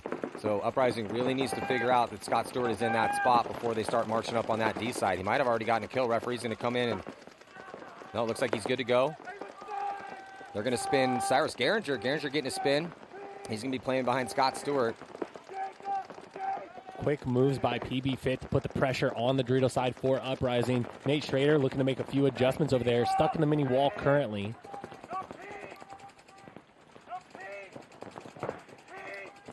So Uprising getting into some good spots. They're going to improve their position. I think that's Nate Schrader who they switched over to the D side, making his move into the mini wedge. Still 5-on-5, which bodes well for Uprising. Cyrus over here on the wrap from the Tortilla Tower, trying to put some pressure on. I thought Nate was in that mini wall, but the 2 players in the middle, Holland, and I think it's Nate. Nate's in 2 places. Just with the hair, maybe it is still Borromeo. No, no, it's Nate is at the mini wall. It's Borromeo that made the move into the wedge. Yeah, Borromeo's been the go-to guy over there mostly.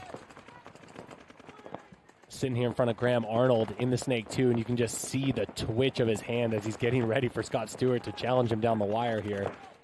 Yeah, Stewart, no interest. I just thought for a second maybe because this is something Uprising would do because Nate goes everywhere, is just to put him in a different position to throw PB Fit off. Sure. I'm loving his versatility in that mini wall, though. He's not dedicated to one zone, but he's a threat on both sides. So it'd have to be spidey senses for Chavez to get through there.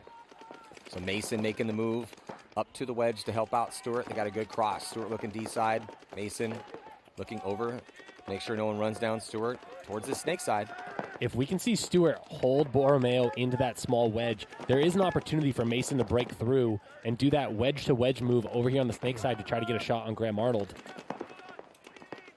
Getting across and into the D3 position. Seabaugh, Cyrus Garinger going to crawl up. PB Fit does, when they're chasing points, they do a really good job of this, Greg. They'll get a good solid break to try to get a kill, take a risk here, so the risk was to get Stewart up early, and then slowly but surely they stack, kind of like the Russians, they stack up on those 30, 40, 50-yard lines, and then they're patient, and then try to get a coordinated push to get that point. Yeah, and it continues as Chavez does catch Nate Schrader off the zone and makes his way into that big wedge on the Dorito side. That's going to start putting Graham in a tough position here. He's been posted down the wire, just trying to hold Scott Stewart, and now Cyrus Garinger at bay. But as more ground cuts taken away over there for Fit, he's going to have a tough time surviving. Seabaugh going to cut to the middle, makes it clean, gets to the tower. Seeing that from some of these top teams, we're seeing a little bit more of a middle push to close. The middle push to close has been there, but PB Fit really showed us this yesterday a bit. So did Legion.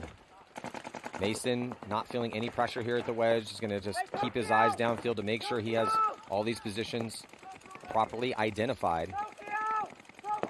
Let's see if the trap falls into place here for PB Fit. Cyrus able to get the wire from Graham Arnold, but if Graham leans back or looks inside at all, Seabaw's going to tear him apart. Down to right around 240 here and still chasing 2. This is a big bite here for Holland to get out behind Arnold, and he makes it clean. What a huge fill from Alec Holland. Yeah, a brilliant move. That actually put them in a much better position, but losing Borromeo on the Dorito side. Yeah, that's a tough death right there. Now they lose that outside body on the D side. Going to give a lot of freedom to these attackers here from PB Fit. Still one body alive in that Dorito 1 for Uprising, but that we've seen it. That bunker gets really tough as the progress on the Snake side happens. The bounce shot off the Dorito side makes that Dorito 1 almost impossible to play. You were a Dorito side player. It's just tough when you're in those Doritos. It's not like an Aztec. You only have a couple options of where you can gunfight from. So if you're getting pinched from both sides, you can't really change levels all too much. Right, and with no straight edges, you're just at an angle, and currently looking into the sun a little bit, it gets to be really, really tough. But we've seen Uprising in this position already against Fit, and they pulled it out. So they're not out of the game. Still 4 bodies alive. Well, and because Fit is chasing 2, yeah, they have a 1-body advantage. We're down to a minute and 36. So you got. This is not a team that's going to play at a pace where they only need 1, knowing they need 2, knowing their tournament's on the line. We are going to see a release here probably in the next, I'd say, 15 seconds. And here it comes right now. Scott Stewart's going to go through.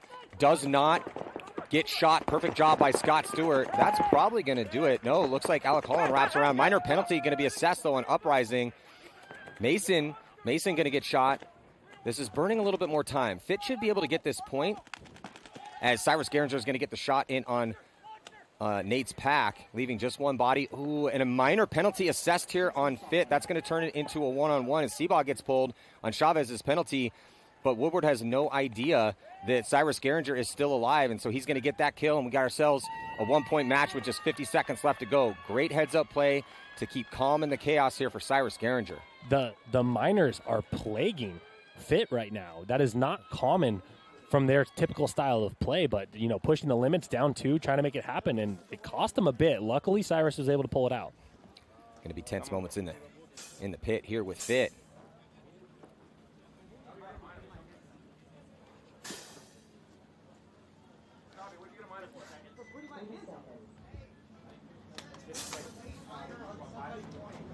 Chavi, it was on Chavi. I don't care what it is you want to point, but let's get ready. Come on.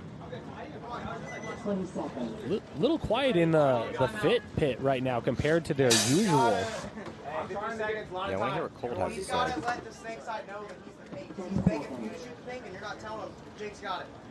Right? He did late. Hey, they're telling you. They're telling you. I just said he didn't even know. Yeah, so no blow up from Colt. He's just talking variables on that close. Just getting right into the details. Yeah. Oh, quick death by Cody Mikowski and Benny Carroll here. Baltimore Arsenal. Yeah, down to 6:30. That's going to force a real quick concession actually here. Yeah, so it was looking rough for Arsenal. Great break for the Hurricanes. And that's actually going to make a real quick turnaround for this last 50 seconds. So sometimes you get a couple, well, on this field, a ton of times you're going to get 5 minutes sometimes to discuss what you want to do with that 50 seconds if you're PB Fit. No, they got to go right back out there, and hopefully I'm sure they did, practice a real solid push play. Yeah, and, man, not a lot of time. I think Fit has it in them to do it, but Uprising has been solid. I'm a little surprised that the concede was hit so quickly by Arsenal in that last point. 3 bodies up. I understand we've seen that quite a bit because of the flow of this game, but I think I would have given the players on the field at least 10 or 15 seconds just to reposition themselves. It's a close game. Still have 6.5 minutes left. Yeah. Give them another 30 seconds. Agreed. Maybe 45. Just give them something to work with just so maybe they make a move, shoot a body, guy gets a penalty. You never know, right? And it's not that much time. You're only going to be going down a tiniest lead or a tiniest deficit you could have. So I agree, a little bit more time. Yeah, and I keep referring back to the mental side of the game because it's such a big portion of this. All the guys are athletic. They all have all the basic skills on lock. But the mental side of, we had 3 bodies and you didn't give me a chance, that's tough to walk into. Yeah. With how this field is playing, just to play devil's advocate, I don't hate the concession here because let's get back to 5-on-5. This one's most likely not going to go our way, and they could take 4 minutes to do it. So... yeah. I understand the concept, but maybe under 4 minutes, I probably would have started to think about that concession. Uprising trying to punch their ticket here into the semifinals to play the winner of Impact and Damage and take down the best team in the world. PB Fit, though, have done nothing but impress us for over a year. Yeah, the big thing for Uprising right now, one, can you get some kills off the break? That would be a huge help, very obviously. But are they going to commit a body into the snake off the break or head out to the tortilla tower? Because if Fit gets in there off the break, it could be a problem. Huge moment right now for both of these squads. Tournament hopes on the line as a big flash of a body. We see Chavez dive and stay alive, getting into that wedge. Here comes Uprising, though. They keep 5 bodies alive. No one's dropped for either squad. We're approaching 30 seconds. Big move from Cyrus Garangy. He goes all the way into Uprising's Doritos as they lose their first body. So it's a 5-on-4 situation here on this last second close. Under 30. They get the shot in on Cyrus. I think they do. He's going to take the slow walk off. They also shoot Chavez. Holding the line still with 4 bodies here. It's looking good for Uprising. They're going to get a shot in on Seabaugh. No, Seabaugh's still alive. But Seabaugh, no one put a ball on Seabaugh. I think there's still a body left alive here. It's going to be a one-on-one with 3 seconds left to go. And if there's a no penalty, time is going to expire. And Uprising is going to knock out the #1 seed at this tournament. Congratulations to Uprising in an upset victory here to head on to the semifinals. Organized scrappiness from Uprising. So cool to see. Amazing effort by Fit. It looked like they were going to drop the hammer with enough time left, but 1 body left standing, and they just couldn't get there. I was flashing my eyes to the ref to see if we were going to have any penalties called, but it was a clean close in those last few seconds. And Uprising, incredibly happy. All the work that they've been doing starting to pay off. And when you beat PB Fit, you become a favorite. Let's get a look here at this close. So it was all over the place. Full court press here. D-side, middle, and snake side for PB Fit. See Holland get peeled off. Stewart gets in the snake. Trades out. Well, thought he traded out. Yeah, traded out there. Somebody missed him earlier, and then here came Seabaugh. So jumping in 6 minutes and 30 seconds on this one. Hurricanes with a 1-point lead. They get C-Right outside and up in the snake, and they're going to be getting Stu Ridgel checked out in the back center. So Arsenal goes back to this brick play, sending Benny Carroll off the break to hold down things on that snake side. The referee is going to come in and give him a check. Oh, referee actually looked at the pod to see if he got hit in the pod and dumped it, and he's going to call him clean. But if any Hurricanes player saw that referee go in and check him, they're going to know that Benny Carroll is in that spot. Yeah, you can see C-Right on the wrap, but losing Ridgel out of the back center for the Hurricanes. 5-on-4 situation and great field position for Arsenal. 2 in the snake with Caleb and O'Mara. Still plenty of time left on the clock. Hurricanes can hold this out, but Arsenal trying to figure out where the next break is after that first kill. Well, the Hurricanes, for their chances, hopefully they've identified that Benny Carroll is at that brick and they've told C-Right. Because if C-Right starts to move forward here, he's really going to have to contend with Benny's gun. But if he can make it up clean and Benny doesn't see him get up there, then Benny's life is at risk. Yeah, there's an opportunity here because there's no one actually holding C-Right. Obviously 2 players in front of him, but he could crawl into that snake too. Benny Carroll's wrapped all the way to the center of the field, looking to catch a body, filling over to back up C-Right. Cody Mikowski going to shade out here towards the snake side and gets to that Hertz can. Caleb Abel and O'Mara already in the snake right now for Arsenal with a 1-body advantage here. So they got the shot in on Stu Ridgel in that back center. But the Hurricanes have spread the field. Drew Bell in a good spot to protect in that D1, looking inside, stop any crazy runs. And they have Camp, instead of sending him into the snake, he's just been at that mini wall dedicated towards that D side. They have to. With Arsenal already in that big wedge on the Dorito side, he's the last stop before the onslaught. If they make it into that 50 brick, Arsenal is going to be in a really good spot to close a quick point. He doesn't have any help, though. With 3 players stacked on the side here for Arsenal, he's not getting any assistance to make it past that gap. He really needs someone to come up through those big Doritos on the inside of the brick, wrap on Camp in the mini wall, and try to get himself into the 50 brick. Yeah, so triple stack here on the snake side for Arsenal, try to create some sort of offense. And here comes Brown, as Brown's going to get out here behind C-Right. Benny Carroll missed that shot. He was wrapped looking for Brown the entire time. Ooh, but he gets the shot in on C-Right. Beautiful kill here from Benny Carroll, so the play works out again, and now they're up 2 bodies. That's just, twice we've seen Benny Carroll with the risk and the play call from the coaching staff of Arsenal to get Benny Carroll up to that spot, and it produces results. Yeah, and good conversation between O'Mara and Benny Carroll. Benny Carroll said, I shot the snake, but there may be another. O'Mara reaching back to confirm as he saw Brown come down the wire. Brown going to take over the spot, though. Seawright with this 1-point lead to protect. Camp's been so dedicated here to just keep that lane going. He's got 3 pods still on his back, shooting towards that D side. Speaking of dedicated, Benny Carroll still posted up and dedicated, doing his combat yoga here, keeping that gun on the snake side, try to shoot out Brown. Caleb and O'Mara starting to work together over here. Caleb taking over the wire from Brown, getting O'Mara up another knuckle. Arsenal successful getting into that big Dorito 3 now. Woo! Caleb way out here on the wire trying to keep Brown in that snake 1. Yeah, O'Mara improved his position, and Caleb tried to get a little creative, get all the way. You have to be a little bit out to have any chance of shooting down the sideline, which is basically where he is right now. Yeah, already pods being thrown. Benny needed a pod there in the big brick after holding that snake lane for so long already. Yeah, and you can't carry a whole case of paint when you're running all the way to the 50, so needed a couple more bullets. O'Mara past the 50-yard line into the wedge here, trying to attempt this close. Find out exactly where Brown is. I think he knows where Brown is because Caleb's been gunfighting with him. That's probably why he dipped into that inside spot. He's moving his gun back and forth. He's a little unsure if Brown's in snake 1 or snake 2. Yeah, he's posted up on snake 2 just in case, I think, to be safe. Caleb also going to move up the field here a little bit. He crawls up into snake 3, and he's going to deal with Brown here down the sideline. Brown down on his elbows, trying to protect this lane, knows the push. Could come at any moment. Oh, Caleb just able to slip by Brown into the next snake knuckle. O'Mara says, Steven, they know I'm here. Yeah. Hey, that's a good piece of information to give to your teammate. Oh. Now they definitely know.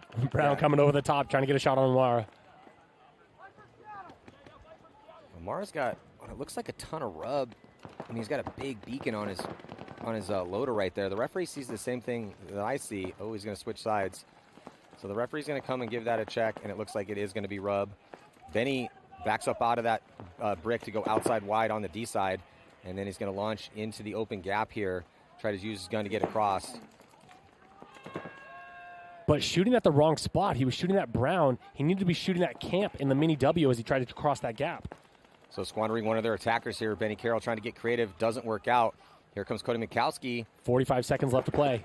Cody Mikowski has 2 guns that he's got to worry about. D1 and Brown in the snake. So Bell. Here comes O'Mara. O'Mara's going to use his gun as a walking bunker, and he gets the kill crossfield. O'Mara's going to come through, and he's going to shoot Brown. He gets stitched up by Camp. They also lose Caleb at the same time, so just one body left alive in a 1-on-2 here with the field spread for Arsenal, and 23 seconds left to go. And here comes Cody Mikowski is going to put that shot in on Daniel Camp and hit the buzzer to tie this game up. And we're going to see an overtime point. Yeah, Cody said, take our time. We're not going to try to play a 15-second point. Let's let the clock burn, tie it up, go to a fresh 5-minute overtime point. What a great game. Phenomenal game. Great job by O'Mara. He made the push, jumped over the beam, went into the snake side wedge for the Hurricanes, and then really creative to get that kill on the Dorito 1. Yeah, I heard some John in the pits down there, probably not happy with that close. But still, as it stands currently, going to be 2-2 with 2 seconds left. And they might play that garbage time 2 seconds just to give everyone a little bit of a rest. Let's look here on this close. Look at this beautiful shot that O'Mara makes crossfield. He's using his gun essentially as a walking bunker, putting that player in, gets the kill on Drew Bell, and then stitches up Brown. Caleb dies in that situation, though, as he tried to trade with Brown as well, too. But then Cody Mikowski staying close on the attack. And as Camp had to switch his, this is the blessing of having the field spread when you're in a 2-on-1. So Camp had to switch his gun to that D side. That was his first threat. And then perfectly timed by Cody Mikowski to get the kill and solidify that second point. The only thing that's bit Arsenal right now is losing bodies off the break. When they lost Benny Carroll, when they lost Cody Mikowski in an early gunfight, that's the only holes in the armor right now. I hate to say that in a tie game, but it's not like the mistake has been in the game plan. It's been in the gunfights. The game plans have been great. There's Chris Jensen, coach of the squad. They also picked up Kyle Spica. And anytime he goes on a team, he's kind of a co-coach.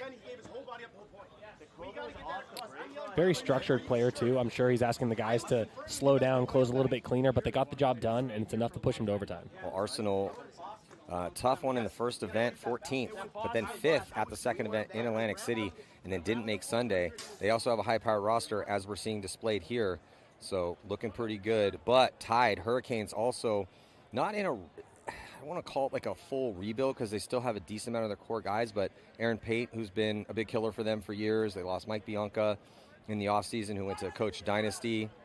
So they've been doing slightly roster roulette. So looks like, so yeah, we're going to see some garbage time because we haven't really seen Bowen much, and he's out there with his gun in his hand and he doesn't have any paint on his back. So I think they're going to, but we're on some sort of technical timeout. Maybe they're reviewing that last play to see if there was a penalty that should have been assessed, because I don't see a clock running, and it's just Bowen out there, and looks like Nick Ripple.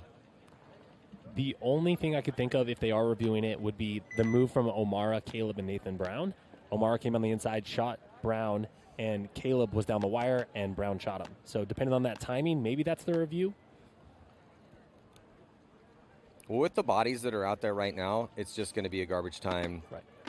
We call it garbage time because, yeah, so it looks like nothing was under review. I think we're just on some sort of technical timeout. So they're going to go out, burn off this 2 seconds, and that just gives a free timeout essentially to both squads to talk about what they want to do in this overtime point. So it's going to be a one-on-one between Nick Ripple and Bowen here for the briefest of moments. Nah, Arsenal's got 2. It's Ooh, over, bro. 2-on-1. 3. They're stacking the odds.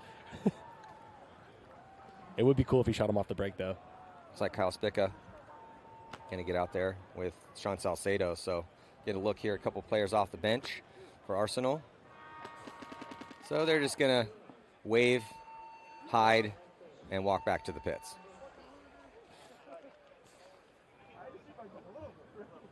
So now the question is, if you're Arsenal, do you go back to some sort of bold game plan? The bold game plans meaning take more ground than you normally would, play less conservative, take risks. Do you think they go with that, or do they go with the safer, quote-unquote, route? You know, I think that aggressive plan has been safe for them. They have not lost Benny Carroll up to that 50 break, which is their go-to fast point. So I would say you send it again, you try to lock down that snake, because if Hurricanes decide not to go off the break, you'll see exactly what happened in the Red Legion game, and no one will make the snake. That would open up Caleb Abel for days. Yeah, I like it. I would love to see Cody Mikowski catch the first Hurricanes player and free it up for Benny Carroll, but that 1-2's tough. Especially if they get a kill on the break, which they have occasionally. But having a body up far on the D side or up the middle will definitely take pressure off of Caleb Abel, and he's played so well in the snake for him. Yeah. So that's a big component of that strategy as well, too. Absolutely.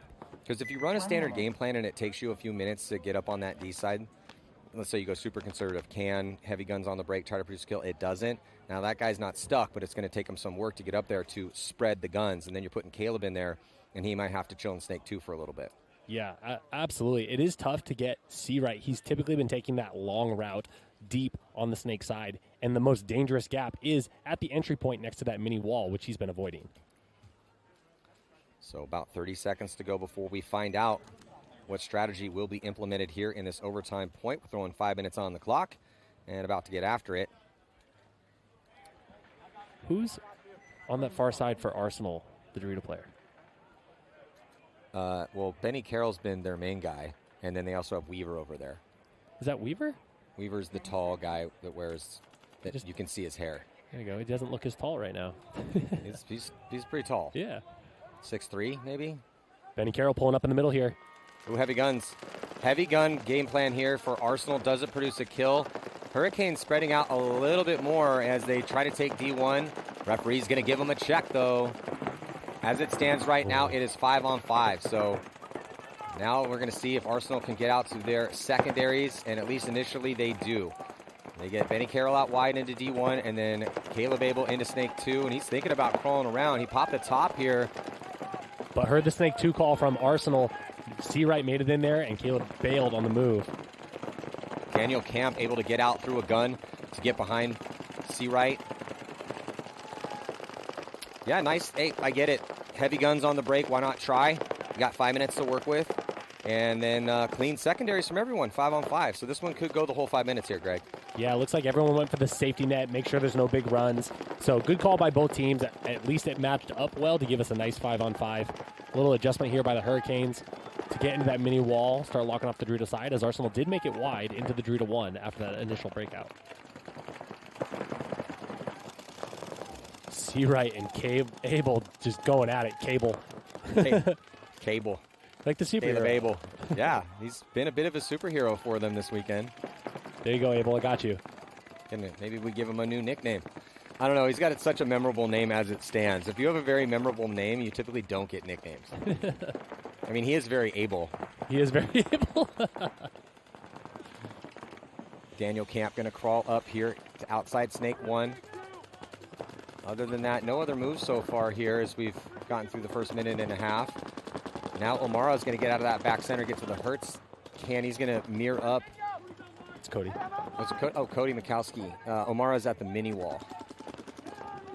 I like this move by Cody. Typically, I don't like guys hanging out in that tower too often, but he's been productive, wrapping on that inside wedge, making sure there's no center push from the Hurricanes. Yeah, pretty even here as far as the real estate is concerned.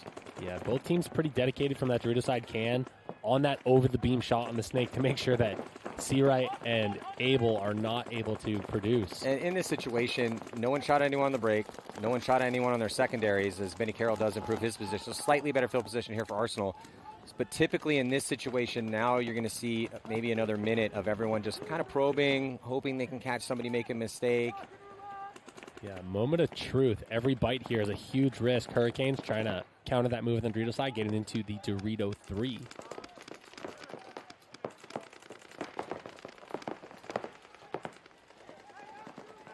Seawright's getting a little comfortable on the outside here. He hasn't been hyper aggressive, but he does have control. Hurricanes also making a move on that D side, and then here comes the first crawl up into Snake 3, and it's going to be Seawright for the Hurricanes. Hasn't touched the bunker, hasn't telegraphed his move. Now that he's made it through that gap, that should be the sign for Weaver to get out of that Dorito side can. He can't really help on this Snake side anymore from there, so it's time to dive into that Dorito 1. Start going heads up.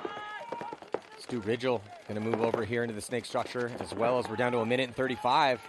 And if we do not get a win, no one's been shot yet, so there's a real decent chance that we could be going to one-on-ones to decide this quarterfinal match.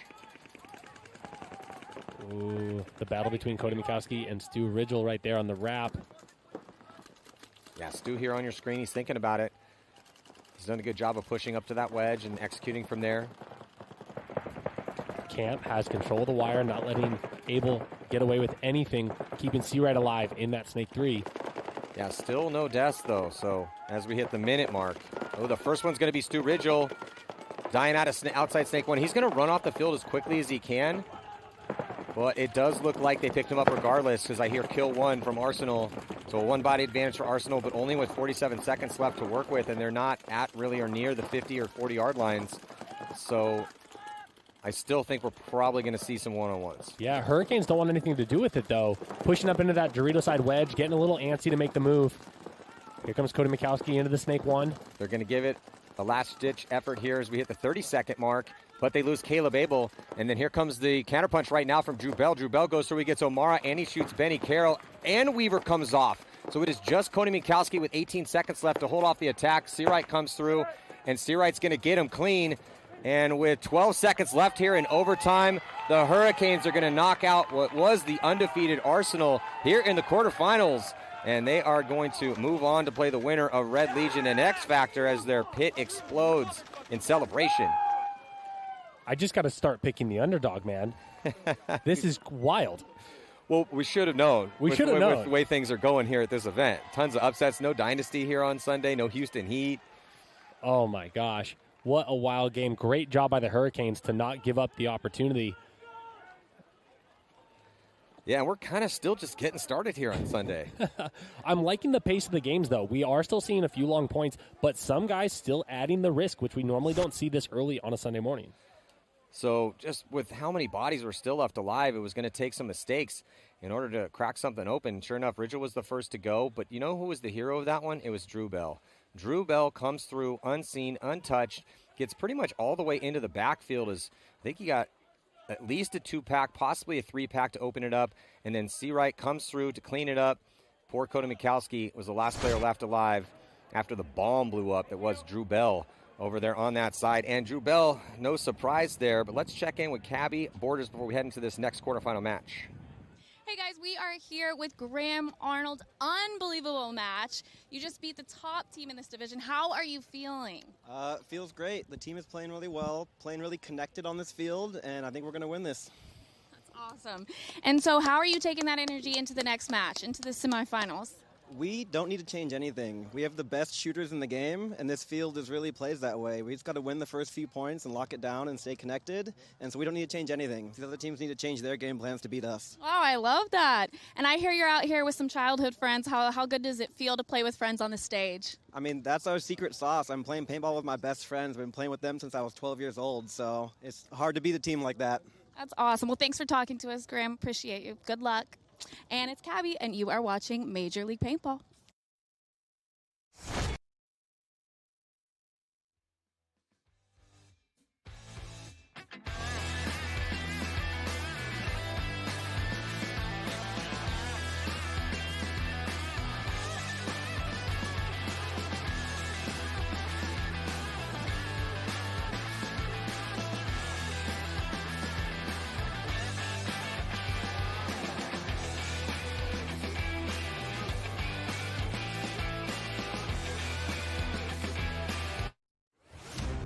Major League Paintball Plus is your all-access pass to the sport's biggest stage.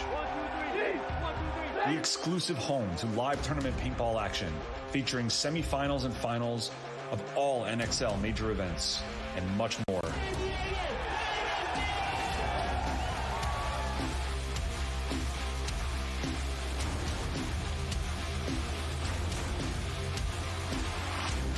It's just a fantastic time for paintball and all our fans. Just love it.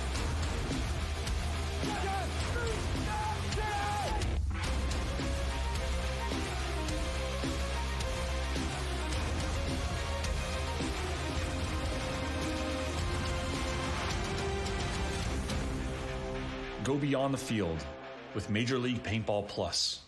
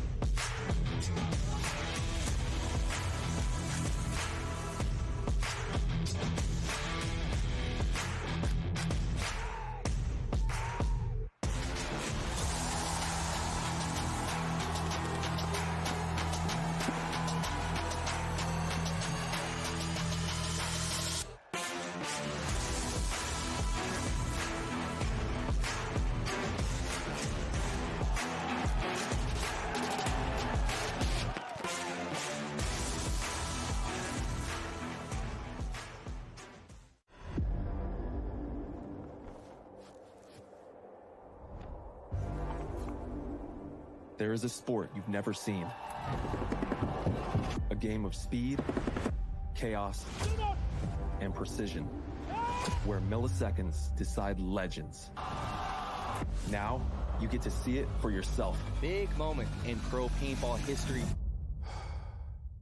Let's go!